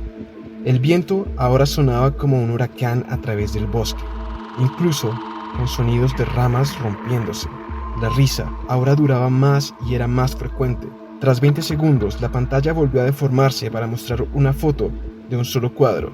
El editor dudó en repetirla, pero sabíamos que debía hacerse. Ahora la fotografía era de una niña pequeña, no mayor que el niño de la primera. Estaba tirada sobre su estómago, un charco de sangre a su lado. Su ojo izquierdo también había sido extraído y estaba en ropa interior. Sus entrañas estaban en su espalda, saliendo de un corte. De nuevo, el cuerpo estaba en la calle y se podía ver la sombra del fotógrafo, similar en tamaño y forma a la primera. Casi vomité y una interna, la única mujer de la habitación, salió corriendo. El show continuó. Luego de 5 segundos tras la foto, Calamardo se cayó al igual que todo el sonido. Se retiró las manos y sus ojos estaban dibujados hiperrealistas, como los otros al principio del episodio. Sangraban, inyectados de sangre y pulsando. Solo miraban la pantalla como si viese al espectador. Luego de 10 segundos comenzó a sollozar, esta vez sin cubrirse los ojos. El sonido era agudo y fuerte y mezclado con gritos. Lágrimas y sangre escurrían por su rostro como un torrente. El sonido del viento volvió junto con la risa profunda, y esta vez la fotografía duró por 5 cuadros. El animador pudo detenerla en el cuarto y retrocedió. La foto era de un niño de edad similar a los anteriores, pero esta vez era diferente. Las entrañas estaban saliendo del estómago, siendo arrancadas por una gran mano. El ojo derecho arrancado y colgado. El animador procedió. Era difícil de creer. Avanzó el siguiente cuadro, la misma cosa. Volvió al primero, reproduciendo rápidamente, y entonces yo me quebré. Vomité en el piso. Los animadores y editores estaban viendo horrorizados la pantalla. Los 5 cuadros no eran 5 fotos diferentes, eran los cuadros de un video. Vimos cómo la mano levantaba lentamente las tripas, vimos los ojos del niño enfocándose en la mano, y vimos parpadear al niño los últimos 2 cuadros. El editor principal de sonido nos dijo que paráramos, que tenían que llamar al creador para que lo viera por sí mismo. El señor arribó 15 minutos después, confundido, sin saber por qué lo habían llamado, así que el editor siguió con el episodio. Una vez que terminaron los cuadros, Calamardo volvió a aparecer, viendo al espectador. La toma enfocaba su rostro por 3 segundos, la toma se abrió y una voz dijo: «Hazlo», mientras Calamardo sostenía una escopeta. Inmediatamente pone el arma en su boca y jala el gatillo. El muro tras él estaba salpicado por sangre y Calamardo sale despedido hacia atrás con fuerza. Los últimos 5 segundos muestran su cuerpo sobre la cama y un ojo cuelga de lo que queda de su cabeza, viendo fijamente al suelo. El episodio acaba. El director estaba furioso y quería saber quién demonios había hecho eso. Muchos dejaron el cuarto en ese momento, así que solo unos cuantos de nosotros lo vimos de nuevo. Ver el episodio de nuevo solo sirvió para que se grabara en mi mente y me produciera muchas pesadillas. Siento mucho haberme quedado. La única teoría que tenemos es que el archivo fue editado por alguien en la cadena desde el estudio de dibujo. El análisis del archivo muestra que le grabaron material nuevo, y por más que intentamos averiguar quién lo había hecho, no logramos encontrar nada. Hubo una investigación respecto a las fotos, pero no obtuvimos información de ellas. No se identificó a ningún niño y no encontramos pistas de la información o pistas físicas de las fotos. No creía en fenómenos inexplicables antes de esto, pero ahora sé que cuando algo pasa y no puedo probar qué lo ocasionó, lo pienso 2 veces. La criptozoología está dentro de la caja de Pandora. En los 40. A continuación, experiencias paranormales más terroríficas contadas por usuarios de Reddit, desde risas fantasmales a ángeles de la guarda. Es fácil ser escéptico sobre lo paranormal, pero quizás escuchando estas historias, hasta los más incrédulos podrían convencerse de la veracidad de estas experiencias. Un nuevo hilo de Reddit, donde se pide a los usuarios que revelen las más aterradoras historias sobrenaturales que han vivido. hasta destapando algunas de las exposiciones más horribles de los últimos tiempos. El mensaje fue marcado como una etiqueta donde solo se aceptarían respuestas serias y que pudieran ser demostrables, lo que lo convierte en mensajes aún más espeluznantes. Mientras que algunos usuarios adelantaban historias pavorosas o malas experiencias, otros dijeron que estaban agradecidos por los entes que afirmaban haber encontrado. Entes buenos. Cuando era pequeña, tendría más o menos 6 o 7 años, fui con mi madre a visitar a una tía suya. Estaba aburrida, como cualquier niña visitando gente mayor, así que decidí ir a la segunda planta por mi cuenta y jugar allí. Subí y me encontré ese gran balcón, con altas puertas corredizas de vidrio y unas cortinas flotantes y frágiles sobre ellas. Decidí que sería divertido girar debajo de ellas y luego caminar, para que recorrieran mi cara como un velo. Cosas de niños pequeños. El problema era que esas cortinas estaban pegadas a las escaleras y no había barandilla. No había nada que hacer. Una dura caída por esas escaleras hubiera sido algo muy doloroso. Comencé a girar de nuevo bajo las cortinas, sin poder ver nada, y empecé a andar. Entonces, sentí una mano que me agarraba la parte de atrás de la camiseta, lo suficientemente fuerte para que yo dejase de caminar. De repente, sentí otra mano muy diferente a la otra que tiraba hacia atrás de la cortina, que tenía puesta sobre la caja, dejando ver que yo estaba justo en el borde de las escaleras, a punto de caer. Cuando me giré, pensando que había sido mi madre o una tía las que me habían agarrado, vi que estaba yo sola en aquella habitación, que no había nadie, nada, así que me asusté tanto que bajé las escaleras gritando. Fue entonces cuando la tía de mi madre decidió contarme que hacía unos 80 años, una mujer a pocos días de su boda perdió la vida en el segundo piso. Nunca le hacía daño a nadie, pero a veces le veía junto a la ventana mirando hacia afuera, o paseando por la planta de arriba. La verdad que le doy gracias por ayudarme y no dejar que me rompiese la cabeza por las escaleras, pero recuerdo que siendo una niña me asusté muchísimo. Mi bisabuela murió cuando yo tenía 7 años, nos llevábamos genial y nos queríamos muchísimo. Además vivíamos muy cerca, siempre olía a jabón perfumado de limón y era mi olor favorito. Cuando murió, me costó conciliar el sueño durante una temporada y mi padre me cantaba para consolarme y dormir. Una noche olí algo de limón y me quedé dormida. No lo había vuelto a sentir desde hacía ya un año, cuando ella falleció. Sentí una mano en mi espalda que me tranquilizaba y el olor volvía cada noche para calmarme. Resultó que mi padre puso en el respiradero una barra de jabón igual que la que tenía mi bisabuela, aunque no lo contó hasta mucho tiempo después. También le conté lo de la mano en mi espalda y él me confesó que mi tatarabuela solía hacer lo mismo por él hasta que lograba dormirse. No sé quién era, si mi bisabuela o mi tatarabuela, pero lo sentía cada noche y me ayudaba a descansar. La abuela de unos amigos estaba de viaje y nos pidió que comprobáramos cómo estaba su perro, un supuesto pastor alemán cariñoso que saltaría de alegría al vernos llegar. Fuimos hacia allí, y para nuestra sorpresa, no había ningún perro que acudiese a la puerta. No creímos que fuera raro y empezamos a buscarlo. Comenzamos a llamarlo, escuchando pasos corriendo por las escaleras.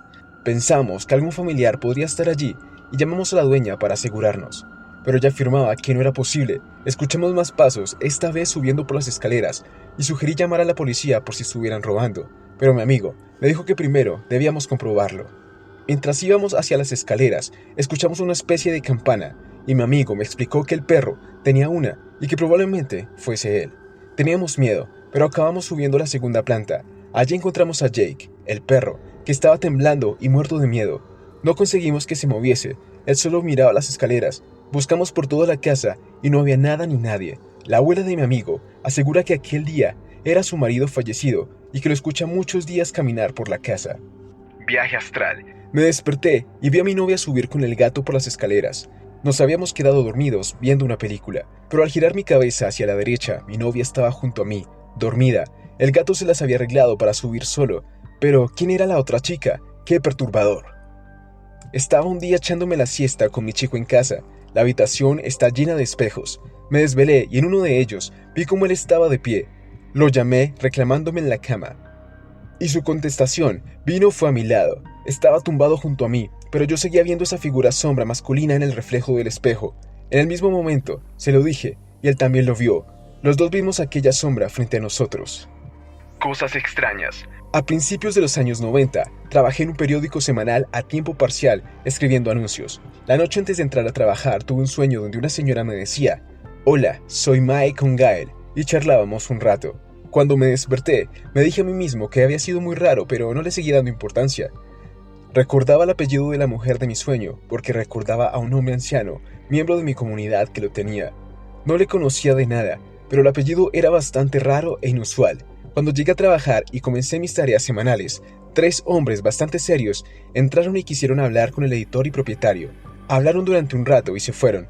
Cuando mi jefe salió a comentarnos que teníamos que hacer un obituario sobre la esposa de Harold con Gabel, llamada Mae, casi me da un infarto. Yo no conocía a esa señora, ni siquiera sabía que Harold estuviera casado. Fue algo realmente raro. Una vez estaba con mi madre visitando a una amiga, tendría como 8 años en ese momento, mientras jugaba con algunos juguetes y ella hablaba con su amiga. Una pelota, como la de gimnasia, empezó a rodar por las escaleras y se detuvo en la habitación en la que estábamos. Los 3 nos paramos y la miramos durante unos segundos hasta que el balón empezó a volar por la habitación y rompió una ventana. Salimos corriendo muy rápido de esa casa. Esa historia me la contó mi madre porque era muy pequeño cuando pasó. Estaba en mi cuna cuando la desperté gritando, no llorando. Me había encontrado en la esquina apuntando a la pared. Se apresuró, me agarró y me llevó a dormir con ella. Una hora después decidió llevarme de nuevo a mi cuna. Tal cual me dejó, desperté y empecé a gritar otra vez y a señalar la misma esquina. Dijo que era lo más espantoso que ella había visto jamás. Casas encantadas. Estábamos celebrando una fiesta de pijamas en casa de unos amigos que viven en un pequeño palacio de 1900. Sus hermanos siempre decían que veían una señora en el sótano, pero yo siempre pensé que eran historias para meternos miedo.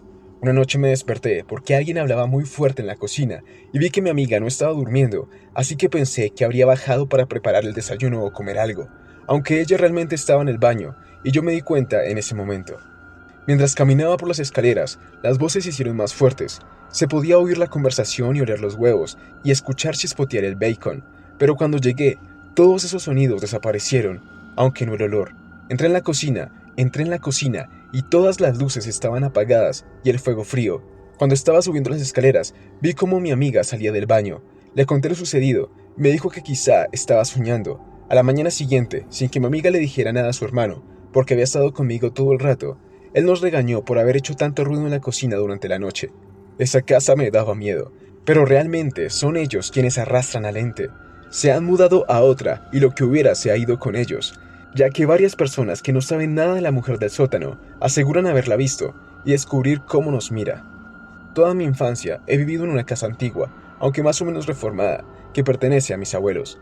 Pasando por la habitación de mis padres podías encontrar otra subiendo un par de escalones a lo que llamábamos la cámara, ya que su función anterior había servido para guardar cereales. Allí teníamos todos mis juguetes, monté mi propia sala de juegos, solía pasarme las tardes enteras allí con la puerta cerrada. Podía decirse que era una especie de desván. Mientras jugaba, escuché varias veces como mi madre, que estaba en la planta de abajo, gritaba mi nombre, como si necesitara algo.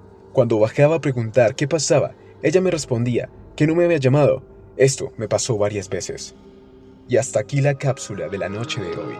Mi nombre es Cristian Latorre y pueden seguirme en mis redes sociales como @crilator con doble R y en mi canal de YouTube como @crilator con una sola R. Los espero. Las posesiones.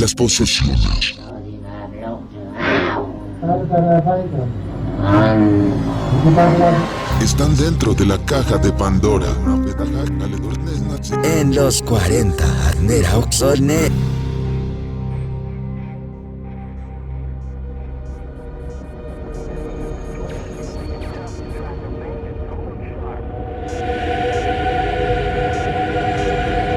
Bueno, señoras y señores, les dije que para cerrar el programa iba a tener una mala noticia. Este proyecto que comenzó en septiembre del 2023 y que ya estamos pues a puertas de agosto, es decir, casi 3 años, en 2026, pues ha llegado a su fin. No va a haber más caja de Pandora de los 40, por lo menos por lo pronto. Debido a que vamos a hacer una reestructuración en varios espacios de manera digital y entonces pues no va a haber más episodios de la caja de Pandora. Recuerde que incluso alcanzamos a estar hasta en radio, ¿no? Este viaje de 3 años empezó incluso por la radio de Antena en las noches y pues con todo este tema digital nos dedicamos solamente a la parte podcastera, estuvimos también incluso hasta con unos audiovisuales, pero después de 3 años ha llegado a su fin. Yo estoy acá incluso desde la época antigua, desde la época de Insomnia, o sea, casi más de 20 años al mando de programas paranormales, y pues la verdad no me queda sino agradecer. Obviamente agradezco al señor Tato Cepeda, al señor Chevy, que es el director de la emisora, por habernos permitido estar, aunque sea estos 3 años, y siempre con muy buenas caricias de la gente, muy buenas recepciones, muy buenos comentarios de la gente, pero como les digo, debemos dar paso a otros proyectos digitales y por eso damos un paso al costado. Eso no quiere decir que no nos volvamos a ver, puede haber una nueva temporada, quizá no solamente desde 40 o en la misma 40, sino en otros proyectos de Prisa, pues porque finalmente el señor Toby y su servidor siguen siendo parte de Prisa Media, es decir, Toby sigue enarbolando los temas de campo y de radio de 40. Yo estoy en otros proyectos, en AS, en Radioactiva, en Tropicana, bueno, en general muchos proyectos de Prisa Media, entonces seguramente nos encontraremos por el camino, pero por el momento sí debemos hacer una para, por el momento sí debemos despedir y por el momento decir muchas gracias por haber estado con nosotros. No solamente a quien les digo, la parte de las directivas, sino ustedes, los oyentes. Sin los oyentes no hubiéramos hecho nada. Y claro, mi amigo DJ Toby, mi amigo de las 1000 batallas, que siempre fue un bastión en este producto, en este proyecto, pues también agradecerle a él. Oyentes, productores, directivos, y nada, nos volveremos a ver por el camino, entonces no se preocupen, no es más que un hasta luego, y obviamente síganos en nuestras redes sociales, @elchancho414, DJ Toby FM, les diremos más adelante cómo podemos escucharnos. Cada cual según sus creencias religiosas, científicas y morales determinará si lo que se dice acá es cierto o no. Nosotros no vendemos verdades absolutas. Recuerde que nunca, pero nunca estamos solos, y si puede, solo si puede, que tenga dulces sueños. Nos reencontraremos más adelante para el mundo paranormal y lo oculto. Chao, chao.